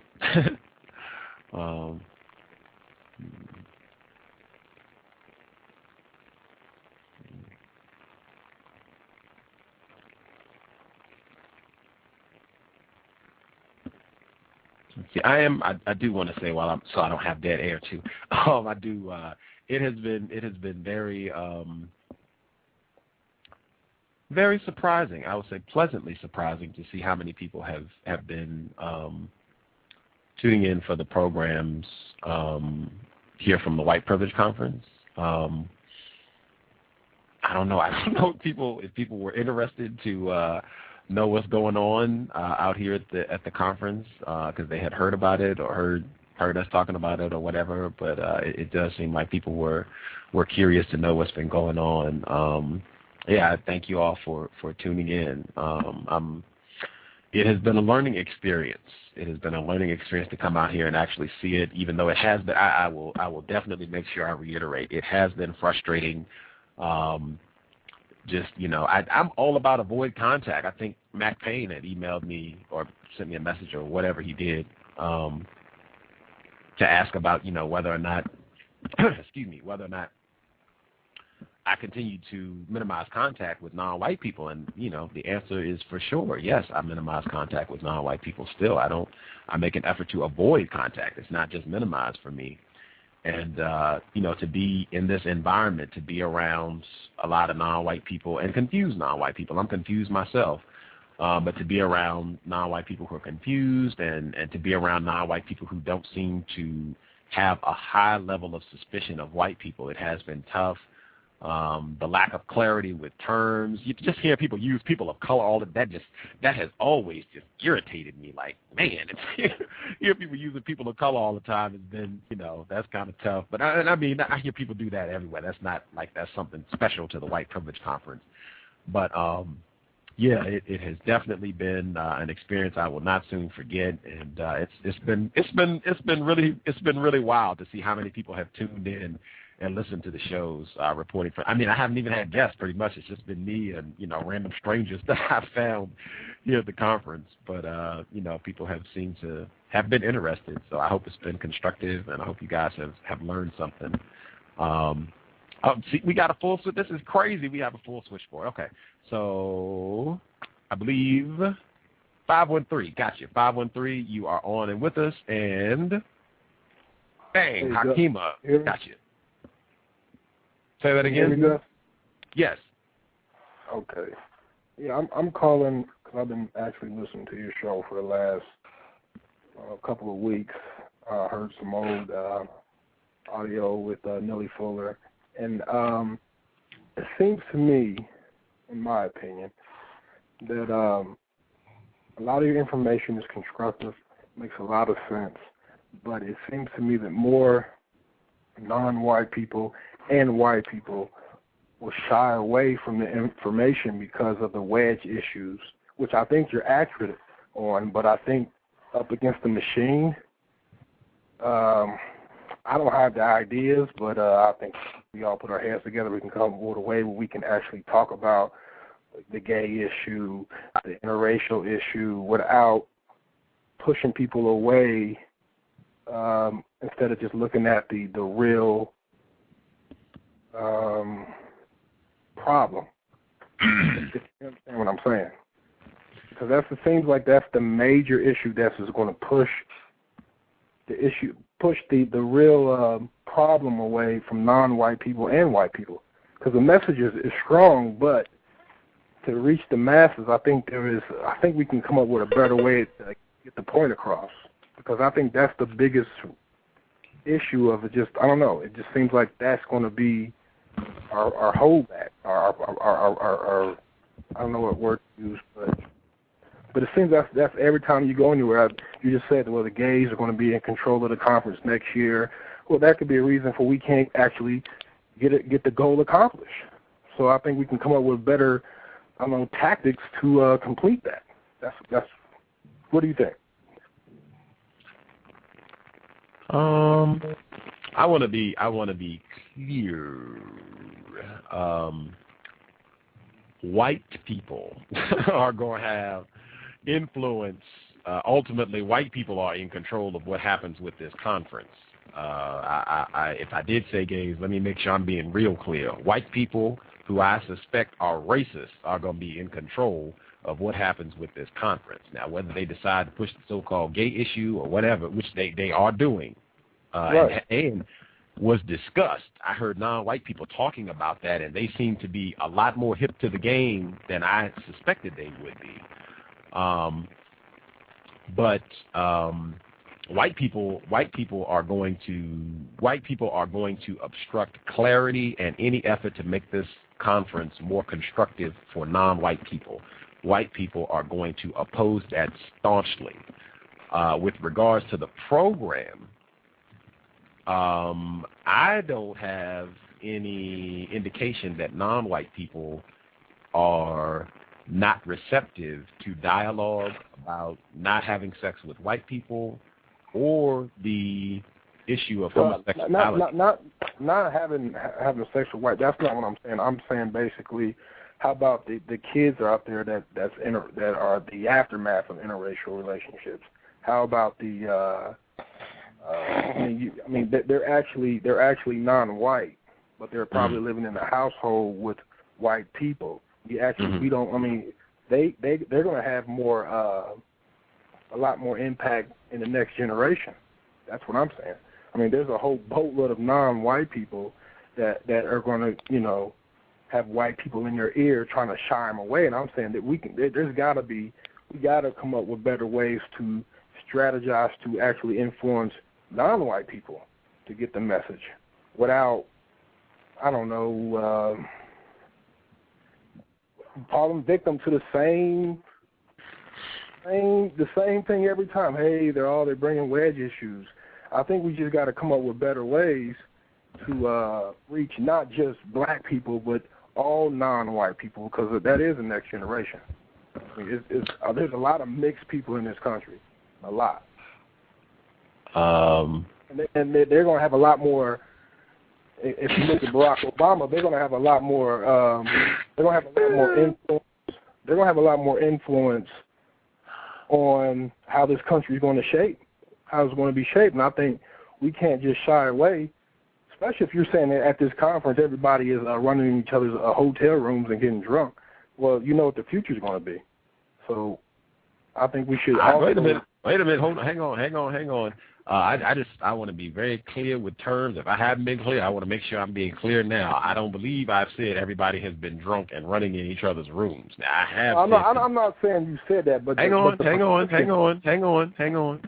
I just want to make sure Gus want to be clear about what he said. Now, Gus has said consistently there's been a lot of drinking at this conference. Yes, there's drinking. Hang on. Please let me finish this, sir, and then I'll let you finish your point. Yes, there has been a lot of drinking at this conference, a ton of it, and it's still going on. Running in each other's hotel rooms, now I can't say I've seen that, although it does look like there's a lot of buddying up and such, white people and non-white people being very close and huggy. Yes, but I cannot say that I've seen a lot of running in each other's rooms. I have not said that on any program. Anybody who heard me say that, please speak up if you heard me say there's been a lot of running in each other's rooms at this conference. Has anyone heard me say that? And I just want a yes or no.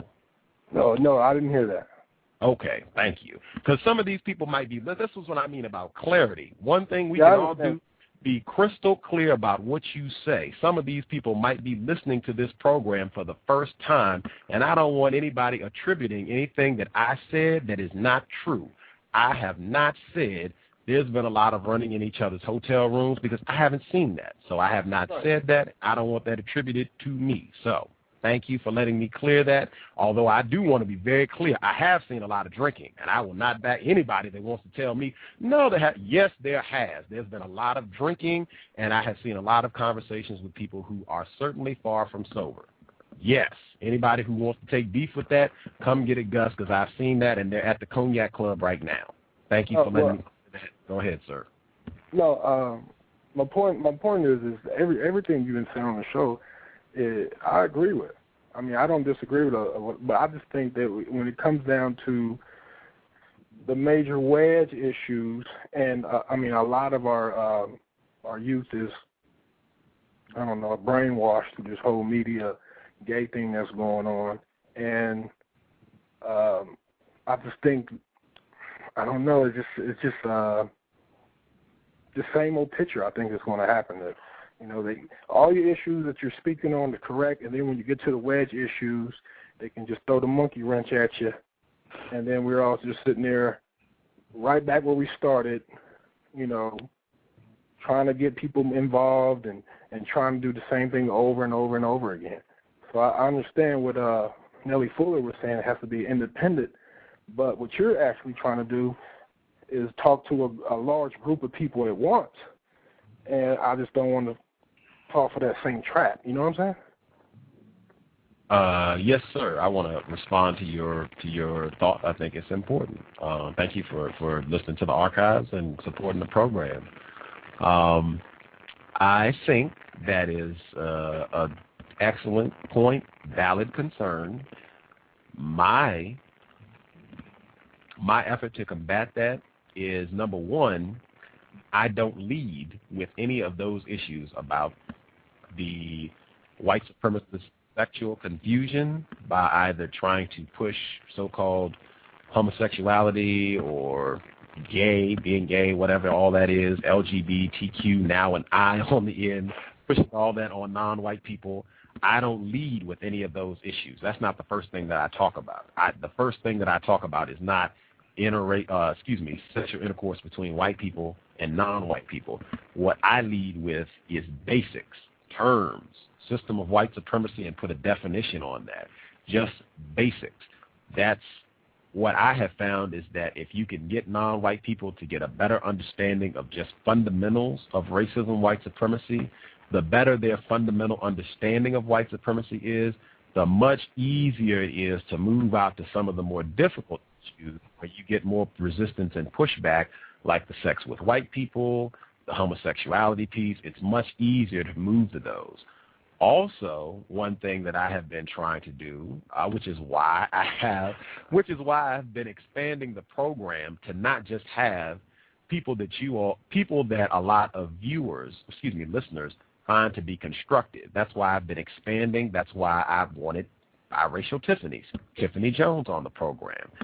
And I think we had constructive dialogue. She didn't get angry. She agreed with a lot of what I was saying, and she's agreeable to coming back. I just haven't been able to get in touch with her because I've been in Wisconsin now. But I feel like if she and I can have continued dialogue, I think she would be open and receptive. I think if she gets a clear understanding of white supremacy, I definitely see room for her to get real clear about this and for us to be pretty close in our understanding of racism, white supremacy. And I think there's potential for that to happen a lot. One of the females that I was talking to at the White Privilege Conference, I got her number. She's in Minneapolis.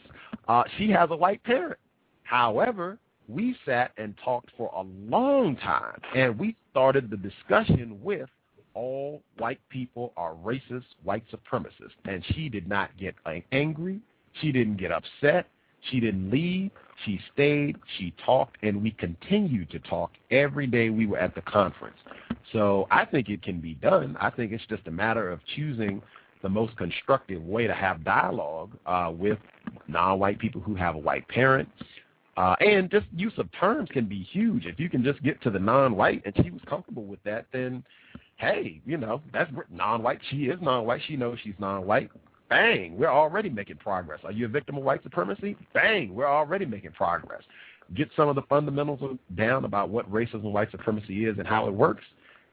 You can make a lot of progress. I've seen that. So I think they're valid concerns, and I think, it's just a matter of experimenting, talking to people, and really what I've been saying the whole time, you demonstrate your understanding of white supremacy by being able to talk to non-white people without generating conflict. That's how you show that you are informed about racism, white supremacy. And I feel like I've been able to do that at the conference. I don't think there's any non-white person that I know of who's walking around and got beef with me because of something I said, or, that dude Gus is just rude and wouldn't listen. I know some people were uncomfortable about what I shared, but they snatched me out of the hot tub. I was out talking, and we talked for a long time. So, and some of them, I suspect you'll hear them on the program. So it's just about, fashioning your words, making a plan for how you want to talk, and figuring out what's most constructive to combat what they're trying to do. That's all. It's real simple in my view. Hakima, I know you called in as well. Did you want to add something to the discussion? No, I just tuned in 15 minutes ago, so I don't know what the conversation has been about. So. Oh, okay. Did you have anything racism, white supremacy related that you wanted to share, or anything just for me, since I'm in Wisconsin with you? We're the only two from Wisconsin for at least a couple of days. I guess the only thing I had to say was that basically some of the things that were said on the radio program for the last 2 days, I kind of knew that it was going to happen. Like, I suspected that the word privilege was going to be played around to make it seem like everybody had privilege. I suspected that the term white supremacy was not going to be used as much, and I suspected there was going to be, a lot of confusion, but some constructive things were going to be done. So that's what I wanted to say. But I'm interested in the unisex bathroom thing, because I just found out that they have unisex bathrooms in my school. So I'm going to check those out on Monday morning. Share what you find. And yeah. These are not unisex. These are gender neutral bathrooms. I have seen unisex bathrooms before, and no problem. But these are gender neutral bathrooms. Okay.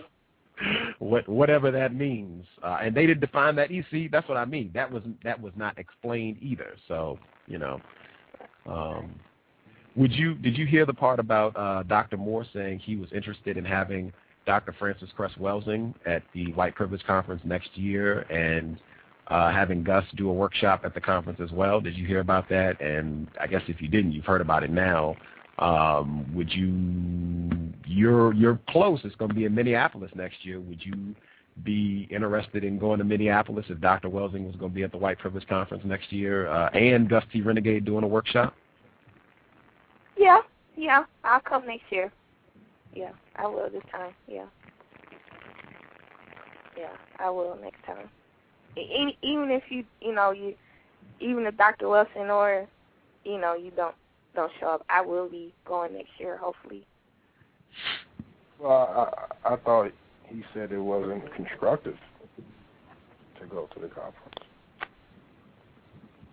Well, sometimes it's still good to go, to me, in my opinion. And to go to something, also, to go to something that is basically confusing people about white privilege. But I think Gus also said if you're informed about white supremacy, you can swift through the foolishness. And ask questions and get. Isn't that what you said, Gus? I did say that. However, I did say with the White Privilege Conference specifically, I find this to be so non-constructive that if Dr. Welsing is not, for me, I'll speak for myself, if Dr. Welsing is not here and I don't get my workshop, like it can't be Dr. Welsing is there and I don't get my, Dr. Welsing is there but I don't get my workshop, I'm not going. I get my workshop, Dr. Welsing is not going, I still don't think I want to go.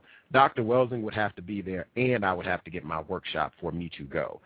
If those things don't happen, I would not encourage any non-white person to attend the White Privilege Conference for any reason because the amount of confusion is so high, it dwarfs any constructive information that you would get from sifting through that confusion. The amount of confusion is astronomically high at the White Privilege Conference that I just don't think it's a constructive use of time and energy for a non-white person. That would be my view. Especially if you have a reference that's gender-based and they can't even explain to you what that means. That should tell you right off the top what you're actually dealing with. Mm-hmm. The gentleman that called in, 513, are you a white person or a non-white person? I'm a black male. Okay, thank you. A victim of racism and white supremacy. Okay, dokie. Thank you, sir. Appreciate it.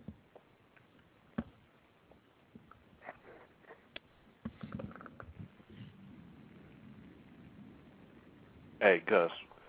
Yes, sir. What benefits do white people get from faking Indian descent?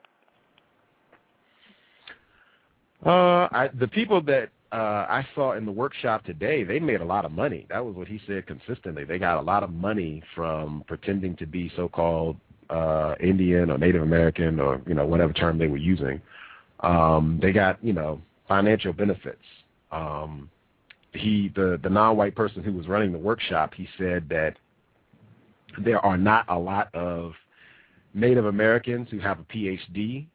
So if you can pull off this charade that you are a Native American and you got a PhD, you can make it a very lucrative career because there just aren't a lot of you, so you can write and do things pretty much without much competition, because there just aren't a lot of those folks because of racism, white supremacy. So,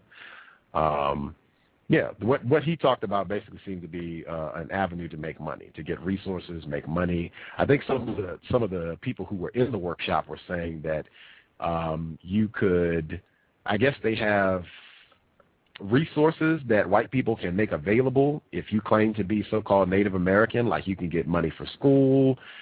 You can get, I think, money for businesses, things of that nature. They make certain resources available for so-called Native Americans. So at time to time, it can be to your benefit to claim to be a so-called Native American to get resources in the system of white supremacy.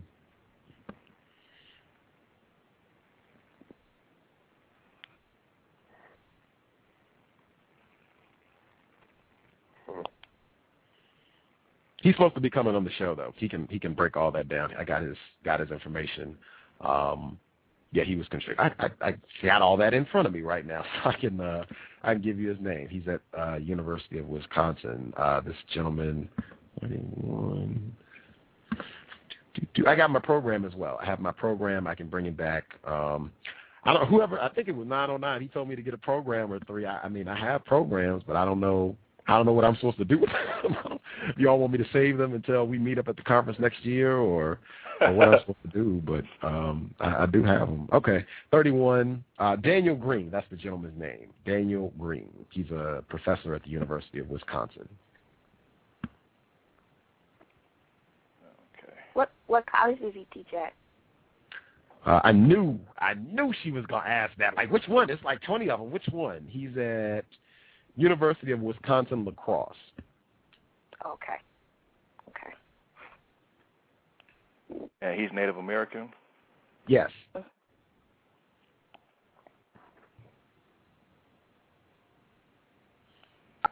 Have you ever been told that you were Native American by your family members?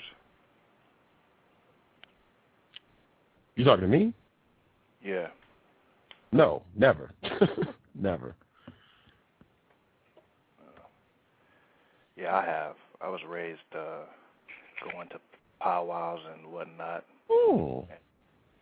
Yeah, but I don't think it's. I'm not sure if it's true on the side that they were claiming, which was my father's side. Yeah, because the guy that's supposed to be Native American, his eyes are blue. The ancestor that you feel me? I never really. I mean, I guess I kind of. Because see, Native Americans, one thing about them is that they're kind of racist. So like my father's side didn't like my mom's side. You know, they don't like black people or whatever. They don't like nobody, basically. They don't like white people. They don't like black people. They don't like nobody. But yeah. And then when I got older, I did a little research, and I guess and with a little bit of knowledge that I had, I said this might not be true. And I brought it to my grandmother and my aunts and stuff, and yeah, it was a pretty interesting encounter with my family because they didn't even think about the fact that Indians don't have blue eyes. You know what I'm saying? Oh God. Did you just say that non-white people are kind of racist? Oh, sorry about that. Yeah. my bad. Yeah, that's not the word. Yes, sir. I mean, confused. Yeah, be codified with your terms, man. Y'all sound like the people here at the White Privilege Conference, man. She could go back out to the bar and get Yeah, I'll be getting some messages on the comment board. That guy 909 is out of his mind. Man. I think the guy, when he comes on the show, I don't want to talk about it because I'm not so-called Native American, but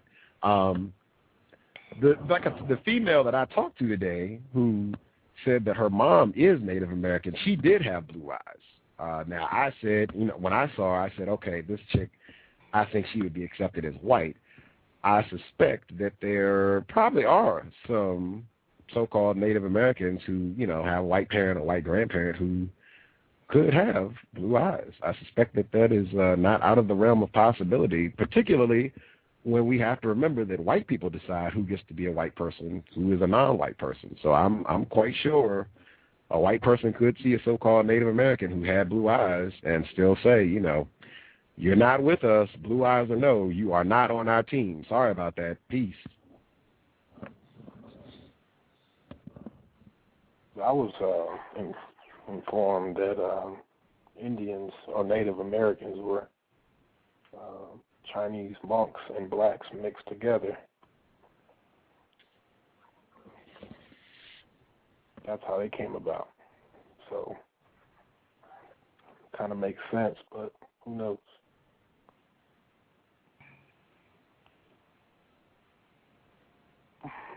This is Mr. Nero. Can I be heard? Yes, sir.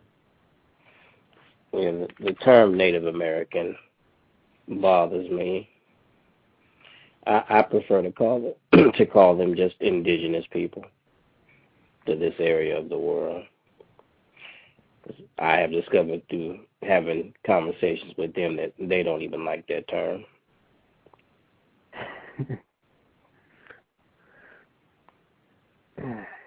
Well,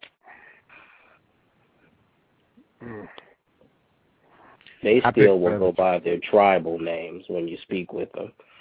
They'll say, well, I'm Sue, or I'm this, or, if you ever have conversations with them, many of them just do not subscribe to the term Native American.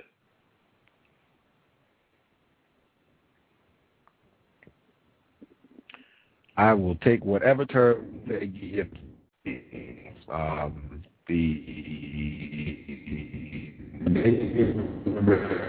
In person that I was doing the work, I have been asked to prefer first people. I pretty call people want to be called. I mean, Native American, that they say indigenous, that's fine. If they say first people, that's fine. If they want the tribe name, that's fine. I call people whatever they want to be called. No problem there.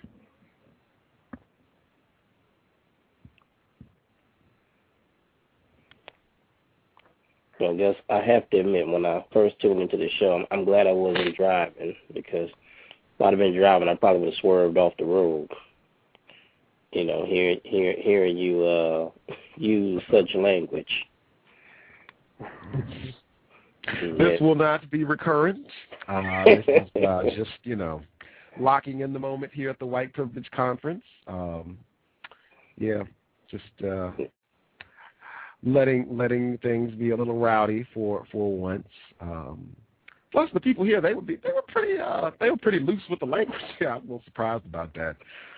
But yeah, had my fun. We'll be back to business-like performance whenever the show gets back. When I get back to Seattle, we'll be back to business.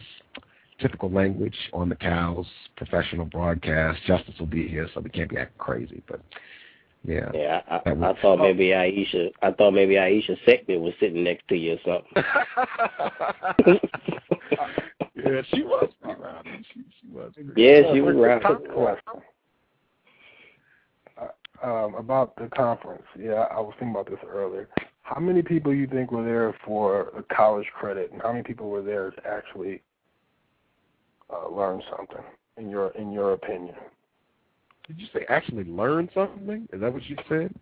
Yes, or they're just trying to get college credit? Because you said earlier that people can actually receive college credits. And I was just wondering, was a lot of white people there just to get the college credit? I have no idea about the college credit portion because it's stuff you have to do to get that credit. Like there's paperwork you have to fill out. I think you have to provide evidence that you were here. Like you got to take photographs or have some sort of documentation to validate that you were here. Yeah, it's like a whole process, extra process with that I'm ignorant about. I'm sure that information is available, but I'm just ignorant about it. But I have people who were doing things to make sure that they got credit for being here. So yeah, I don't know, if that's a draw for people or non-white people to come to this conference so that they can get credit. Yeah, I don't know. I can't really speak to that.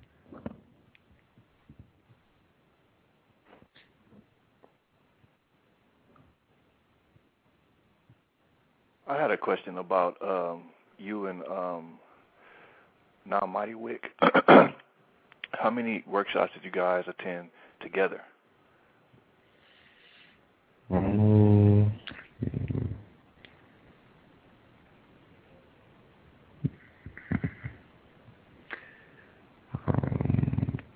One today, one yesterday, and that's it, just two. Okay. Yeah, I was just wondering because it seemed like with all the workshops, you guys would have. Yeah, I was just wondering if you should have spread out or, but just two. That's not many, so. Yeah, we had that discussion. Like I wanted to be very white about the conference. Like I felt like there was so much going on. It would be better if we could be in different areas so that we could, experience different things. We could, kind of share about what we saw and that sort of thing. So I thought it would be better if we didn't go to the same workshops. Plus, I didn't want people to just lump us together automatically. So I thought it would be best if we didn't tag along to the same stuff regularly. And I think the only reason that to the workshop we weren't even supposed to be at that one together was because he did not want to go to the one he was scheduled to attend, and he thought the one I was going to sounded better, ended up being a really good one about studying whiteness through. So but that was my workshop that he just bogarted on. But yeah, we weren't supposed to be at that one together. The other one, that was pretty cool that we were there together because he was able to observe and he didn't say anything. So he was just kind of able to observe the way they were responding to me talking, which was cool. I think that was a good plan too, because I think if we had been like a team, I think the white people would have been even worse in the way they responded.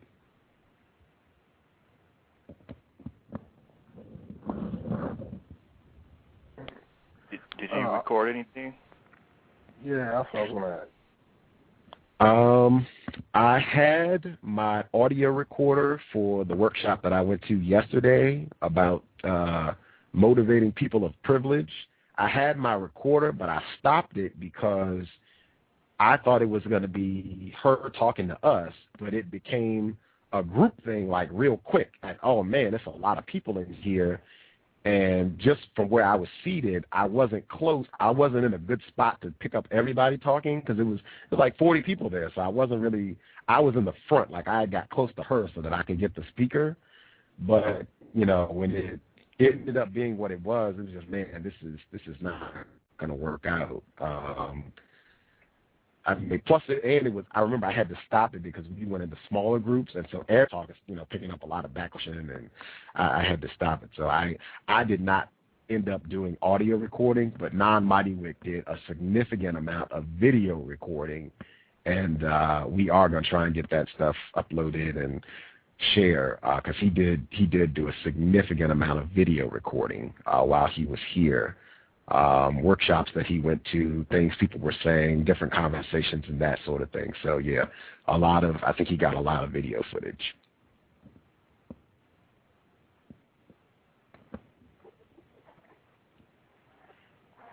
That's constructive. We can actually come up with our own opinion. Now, if you actually do a conference next year, would you actually want to record your session or whatever they give you? Yes, that would be great. I would love to have video footage of, if I'm able to do a workshop, I would love to have it recorded, yes.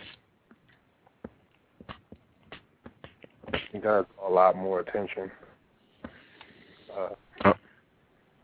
I'm sorry?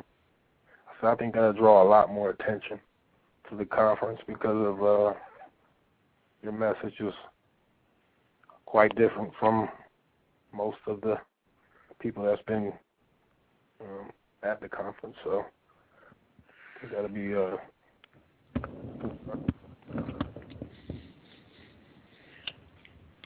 Gus, I have a question. Yes, sir. I'm wondering, has any of the presenters been mentioning either Mr. Fuller's work or Dr. Welsing's work in their presentations? Absolutely not. Now, again, they had, I'm looking at my program here, they had at least 111 workshops, okay? So I didn't even attend 10 workshops. So, hey, I didn't even see 10% of the workshops that they had. So I don't know what they did in the other workshops, but just based on the titles of the workshops that I'm looking at and what I saw and what I heard from other people, I strongly suspect that you did not have people bringing up Dr. Welsing and Mr. Fuller in their workshops. Looking at the titles, I strongly suspect that that's not the case. Interesting.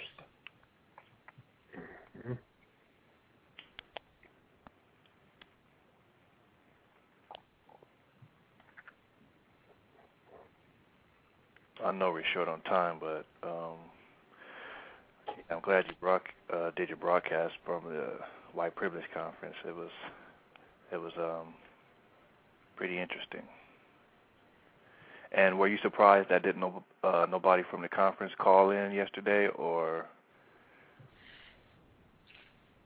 I can't say I was surprised because it was Friday. I mean, you know, I would love it if people had, but it was Friday, and I saw that people were going out there. I think I said that on the show. I thought people were, the partying ratio was going to increase as we got closer to the weekend.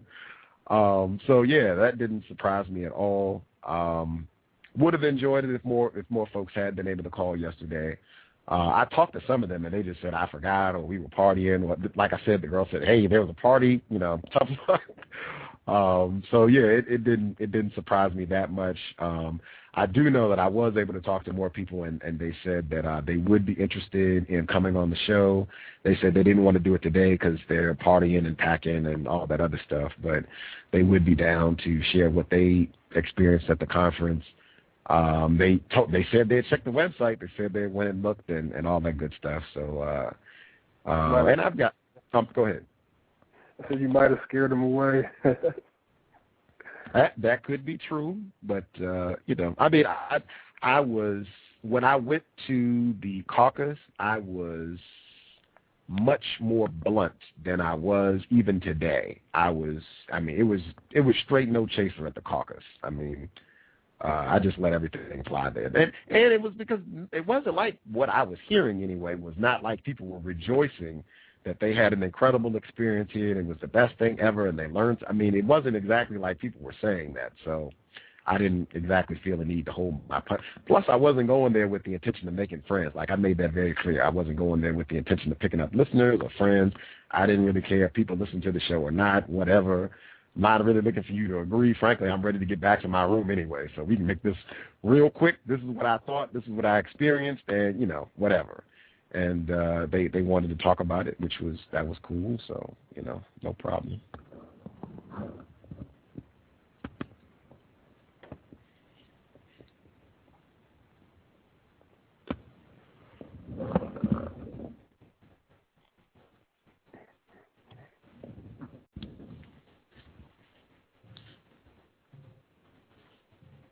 Gus.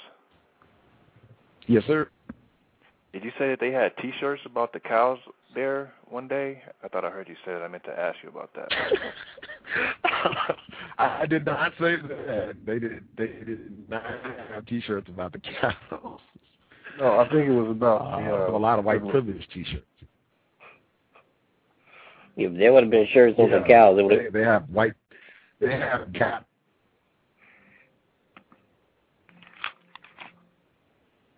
Can you repeat that, Mr. Neer? No, I was about to say, if there would have been some shirts about the cows, it would have been avoid doing the show.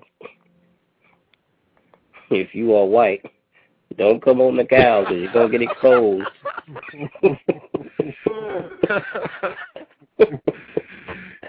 Yeah, I didn't see any promotion with anything with the cows.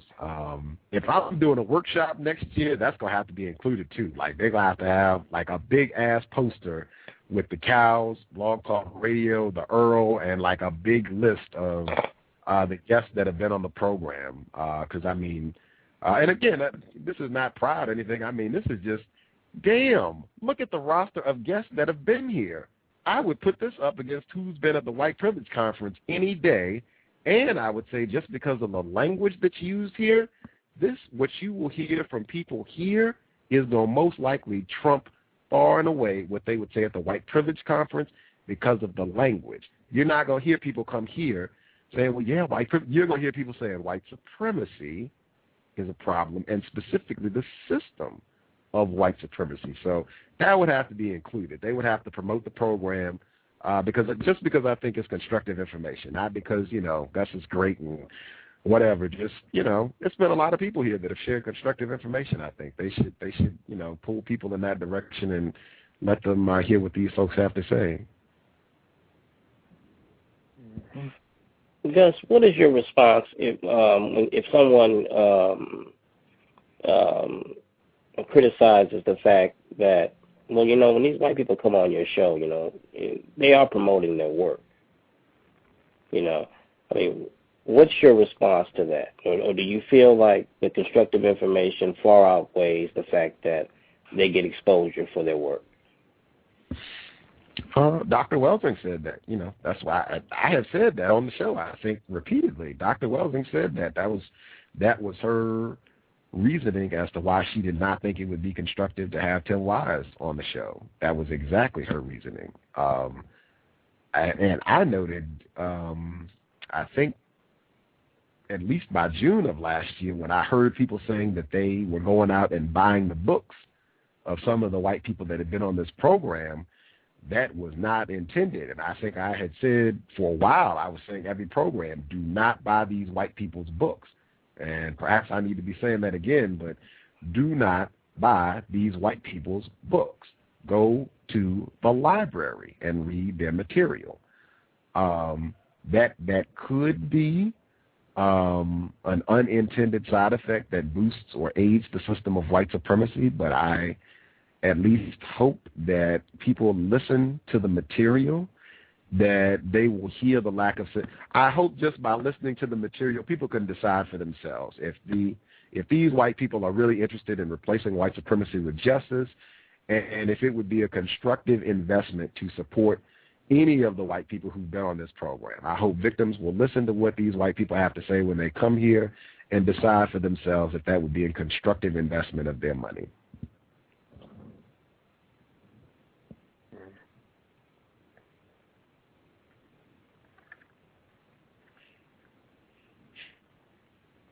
Yeah, Tater Pie, she made a note, and I have found that as well, that I think it has, even if that has happened to some degree, and I suspect it has, I think it has benefited this program because for quite a few of these white people, when you search their name, the C.O.W.S comes up high in the search. A lot of these people, it comes up on the first page on Google searches for some of these people. So I think that has benefited the C.O.W.S, the fact that some of these white people do have a big name and are well known. It has helped draw attention to the program, the fact that these people have been here. So even if they've got a benefit, I think the benefit that the program has gotten in terms of exposure and these white people's performance on the program has also benefited. So I hope it ultimately will benefit me more than it will benefit them. That's what my hope is in doing this.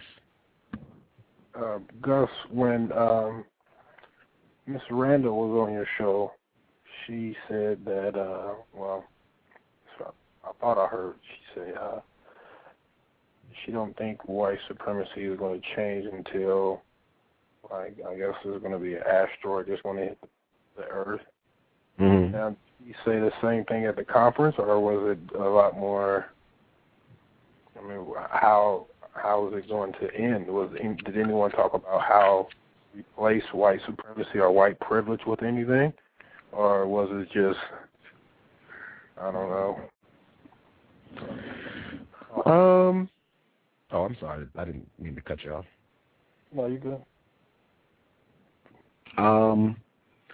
I heard non-white people say that they didn't. I heard several non-white people say that they didn't think white supremacy was going to be replaced in their lifetime or in 100 years or whatever. And I remember the program with Mark Crutcher, who did in my Alpha 21, when he said that white people have done studies where when you tell a group of people, oh, this problem cannot be solved, but, give it your best shot and see what you come up with. When you tell people that, and you go tell another group, this problem can be solved. There is an answer. Get to it. You get dramatically different results. When you tell people the problem can't be solved, that impacts the way that they think about it, their motivation for solving the problem, and they tend not to come up with a solution. When you tell people problem can be solved, they tend to solve it. That has an impact when you go and do counter-racist work, and you've already taken the position, this problem is not going to be solved in my lifetime. And I've heard that a lot at this conference. And I've heard that, that's not special. I hear that from non-white people all the time. Non-white people, I think this was more of an expression of his frustrations with the conference. I think he returned from one of the presentations, and I think he said it will take an act of spiritual intervention for racism, white supremacy to end. And what he meant was that the Creator is going to have to intervene somehow to stop this. Like he's going to have to make a typhoon and drown all the white people or something. Like this is looking bad. Like we're going to need some extra help if this is going to be solved. But I think that was an expression of his frustration with some of the non-constructive things that were happening at the conference.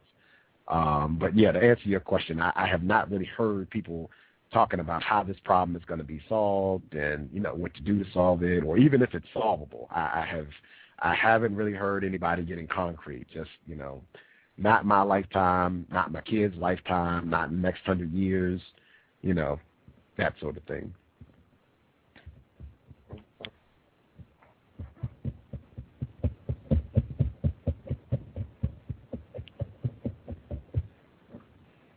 So if we waiting on the Creator, we're gonna be waiting a long time.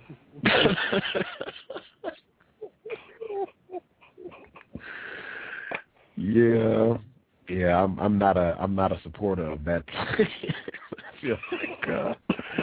I feel like we could do a lot if we just stay out of the bedroom with these white people. Like that would speed this process up real quick. We could, you know, maybe get a calendar out even if we could stay out of the bedroom. But you know, that's not looking like we're going to get dedicated about that today. Well, I heard Dr. Resnick say that Martin Luther King, one of her lectures, she said Martin Luther King, when he said when little black boys join hands with white girls, the white supremacists seen that as annihilation of white people. So what they did with that was basically intimidate black males. But now it's getting to the point where I think it's not just a sexual act, but the mind with the sex. If your mind is gone, you know, the action really doesn't really mean that much if your thought process is not there. So I think the first thing is the mind. That's leading you to the bedroom, right? Do not underestimate confusion. I cannot repeat it enough. You cannot underestimate the impact of confusion. That I'll just leave it at that with the sex thing. You cannot underestimate the corrosive impact of confusion.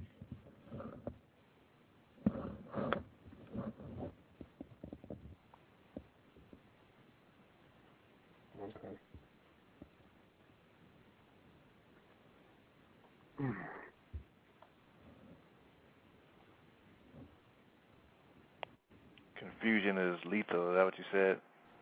Yes, sir. Yes, sir. Yes, sir. Confusion is lethal.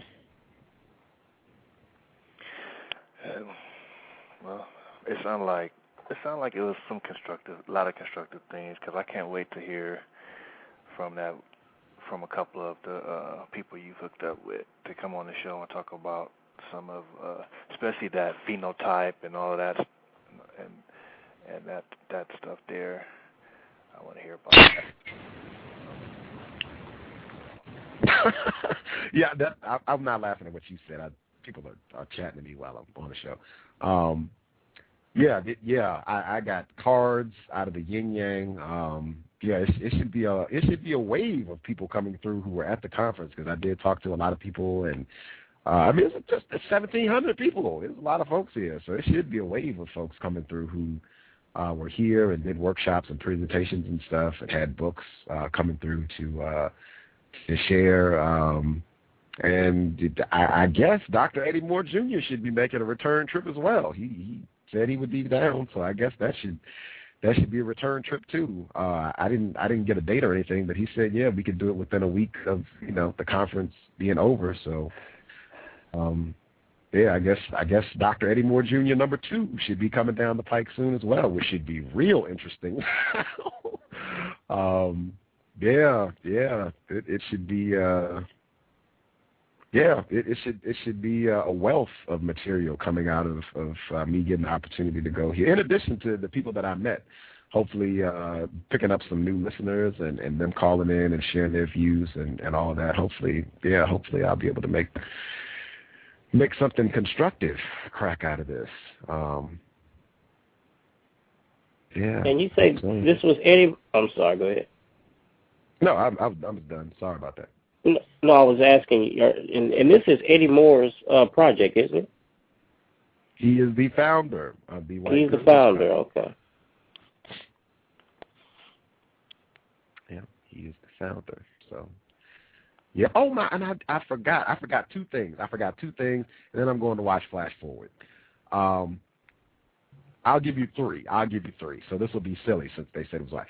First one, this is the silly one. They had a boxing match here last night. I just thought that was because we're in the Civic Center, right?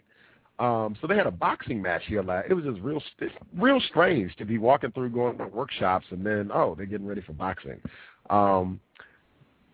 The arena was still open earlier today, so I was being niggerish, and I ran down and I got in the boxing ring and ran around. It was being goofy. So that was my goofy one. Two, they had a gun show here last night. That was real interesting because I didn't know it was a gun show. It was just gangs of white people. Like, we walked out, and I was just like, whoa. I mean, we're in Wisconsin, right? This is white. So we're just walking around like, oh, my gosh, what are all these white people doing here? Okay. And, I came to the room, and then I came out today, and they were like, oh, it was a gun show. That's what that was. And I was like, a gun show? And they were like, yeah, you didn't see they had, like, mounted deer and all this other stuff and blah, blah, blah. It was a gun show. And I was just like, okie dokie. And they were like, yeah, you couldn't imagine them having a gun show with all black people. And I was like, they would have shut this hotel down. ATF would have been here, SWAT, everything. Like, that is not happening. They are not going to have a white privilege conference and a Negro gun show in the same facility. That was two. Number one, Dr. Eddie Moore Jr., he was coming. We went when they snatched me out of the hot tub, we went in the lobby to talk. And so we're all sitting and just chatting up, all non-white people. And then the white guy came by, and the non-white people left, so I was talking to the white guy. And Dr. Moore came through, and he was talking. He was like, yeah, I want feedback, blah, blah, blah. He was telling the white guy, he was like, you should come back next year. Gus is going to be here next year. And I was thinking, like, I don't remember telling him I was going to be here next year, but okay. He was like, Gus is going to be here next year. Hopefully he'll have a workshop, blah, blah, blah, blah, all that good stuff. And he said, oh, yeah, by the way, I talked to because I told y'all they have kids here. They have like 130 kids here at the he was like, when I met with the kids and was closing out their conference, I told them, be serious. I really emphasize that, be serious when you talk about racism. This is not anything to play with. Be serious. He said that was part of my keynote address when I closed out, and I was like, wow. He heard what I had to say and passed it on, right on. I was really pleased with that, felt that was good. Hopefully that will be a sign of, good things to come, but he did pass that on to the younger folks who are here at the conference about the importance of being serious when you talk about racism and white supremacy. So I don't know. Hopefully that'll pay some dividends, but, we'll see.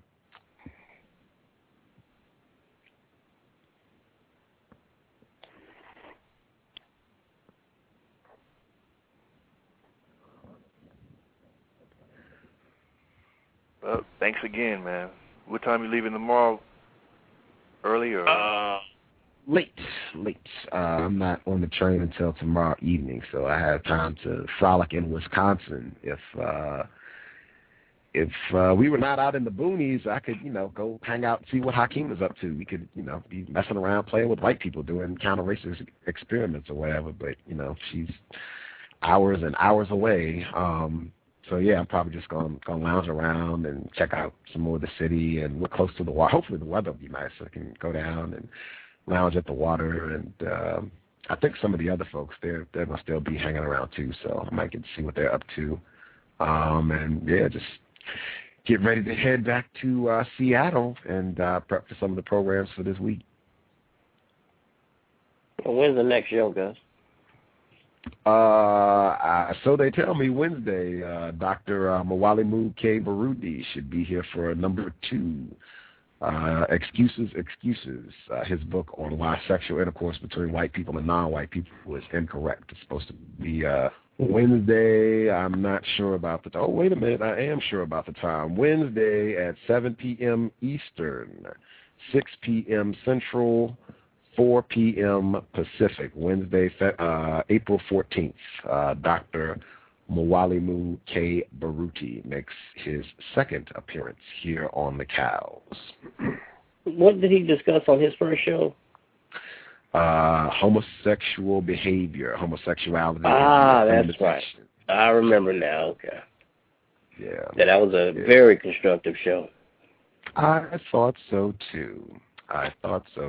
So I'm very much looking forward to having him back on the program. It should be great. I'm kind of looking at April. I think I said that. I told y'all April was going to shine. The Cows was going to be in all of its splendor for April. Like Dr. Welsing, Tim Wise twice, Dr. Baruti, Irritated Genie, live from the White Privilege Conference. Like the Cows is acting a fool for April.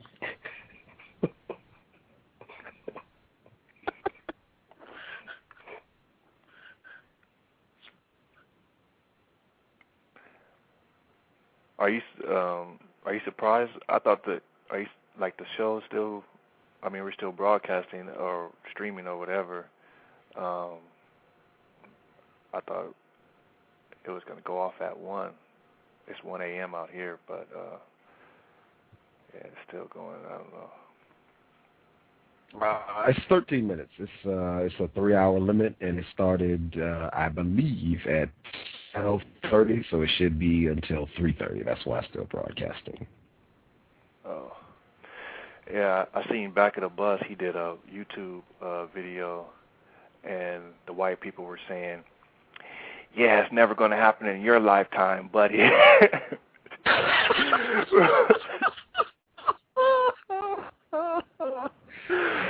So I read that on the comment. I straight up hate that. But at the same time, I remember they were saying that about segregation or whatever. They were saying, "Oh, it's never going to happen in your lifetime. It's going to always be segregation and whatnot." So yeah, it's like they don't remember that history. Yeah. They were.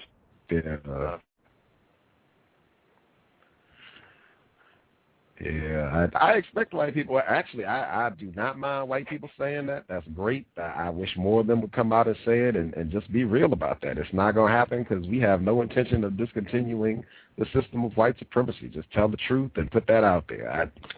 Outstanding. I love it. Wow. See, this is clowning. Like that little, I think I broadcasted for 40 minutes. It might not even have been 40 minutes when I did the first show tonight. Like, 8 comments flew up on. I didn't even read it. Like 8 comments flew up on that. Like I was telling somebody today, like even if the conference was completely, if it was a total 0, like if I didn't get anything constructive from it, which is not true, I did get a significant amount of constructive information. It was just too much confusion and foolishness. But I mean, even if I was just going on my program, like nothing else, just going on the Cows, like. Tons of people listened to the show this week. Like these shows were listened to by a significant number of people. So it was, I guess, a good effort. Glad I toughed it out, came through. Glad Dr. Moore made it happen, hooking up the rooms and everything. Very helpful. Yeah, I guess it was good investment of time and energy.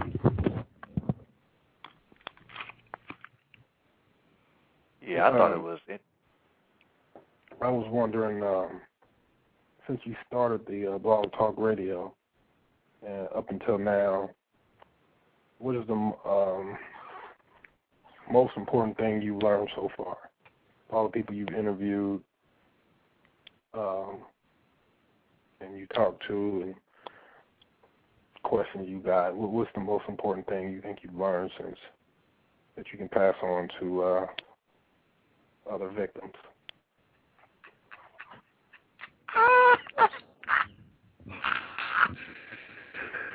I'm just looking at the comments. It was not raining the last show. A hot tub. That's what it was. I thought I said that clearly. It was not raining. It was the hot tub. Sorry, gang. The most constructive thing I've learned since doing it, white people are not going to stop practicing racism. That's huge. Like, I think most I don't know if I had that clearly in mind when I began the show, but I certainly do now.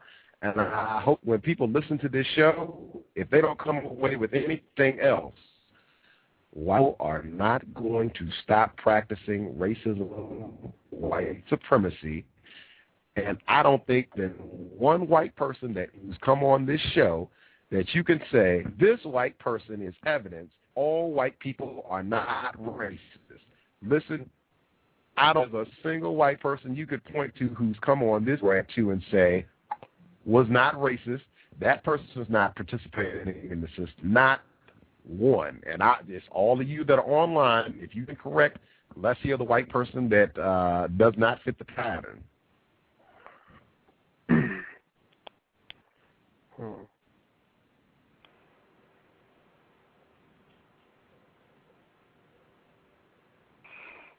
That's what I thought.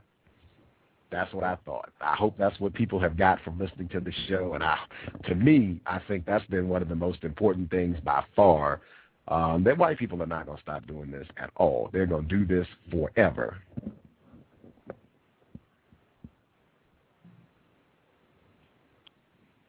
Because a lot of, well, not a lot, but some white people I do talk to about this, and I say that their argument is there's white people that actually helped slaves, the Underground Railroad, and they were killed, and they actually put their lives on the line for black people when it was a lot more hostile. Yeah. I'm not saying that there's white people out there like that now. I'm just saying that. What do you say to someone who would say that to you? I would sound clip Dr. Kamal Kambone, or I would just give him credit for what he said. But he said basically the handful or teaspoon of white people who have aided non-white people or made efforts to work against racism, white supremacy. White people always want to point to John Brown. When you study statistics, you learn the term statistically significant. And white people know what that means. When you do an analysis and you look at the results and you say, now, is it statistically significant? These people, these teaspoon of white people that you can point to and say, well, they did such and such. They did the Underground Railroad, John Brown. Is it scientifically significant? I think I'm botching it. It's late. It's not one here. It's three here. These stats are not scientifically significant. I hope I'm not. If anybody knows I am saying the incorrect term, just make sure you correct me. But yeah, this is not statistically significant. This is not scientifically significant. This is not indicative of the general overwhelming pattern. And the general overwhelming pattern is that white people are dedicated to maintaining the system of white supremacy. Just because you get 1 or 2 or 8 white people every 1,500 years who look like they might not want this system to be around, the other hundreds of thousands of them that do, I mean, really. But my point and is, even my point is, the goal of the Underground Railroad was accomplished not by having a lot of white people, stop practicing racism, white supremacy, but just a few to open the door for us to actually get the goal accomplished is a goal that we could obtain. You see what I'm saying? Mr. Nero, did you want to share? First off, I don't put it past the racists that the Underground Railroad is nothing more than propaganda. Same thing with John Brown. So I take all that stuff with a grain of salt. But even if the story of John Brown is true, I still suspect him as practicing racism and white supremacy. No, but that's not the goal. The goal is not to find out if he's practicing. The goal was we're going to go up north and become free. And the goal here is to actually end racism and white supremacy. That's the goal. That's what I'm saying. And I'm saying that, yeah, you're probably right about they're not going to stop it. But our goal is to figure out how to win the battle or to win the war, you know, by doing what we're doing right now. And my mind is just, I don't know, I got a lot of thoughts going in my head right now. First thing that non-white people need to do, in my opinion, is they need to know what racism and white supremacy is and how it works. And not enough of us know that. Right. So I just think that's really what needs to happen first. There is just some truth. And then we can deal with the other, you know, the other part of your question is how we going to deal with it. Right. Not enough of us know. And when I talk to people, I come off like a raving lunatic because they just don't buy it. You know, they think they can come and go as they please. You know, they have a job and, you know, every once in a while they may have to deal with a person that's ignorant. But other than that, they don't see no system of racism and white supremacy controlling their lives. Right. But I mean, that's a hard thing to convince people that in the first place.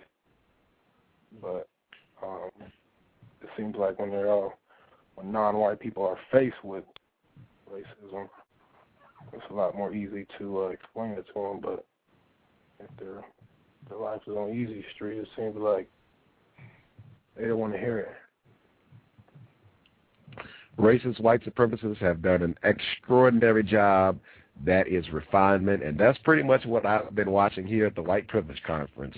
Refinement, where you don't have signs and blatant mistreatment. You have white people who are under the guise of being, hey, we are the 21st century Underground Railroad. Yeah, right. Get the fuck out of here. That'll be my last profanity on the cows for a good minute. We'll be back Wednesday. Context of white supremacy. Hopefully this will be my last broadcast from Wisconsin. I can get back to Seattle. And, yeah, White Privilege Conference number 11, over and done. Amen. It was constructive, though. I got good info, but too much confusion. Way too much confusion. Thank you all for tuning in. I hope it was constructive. You were not wasting your time. This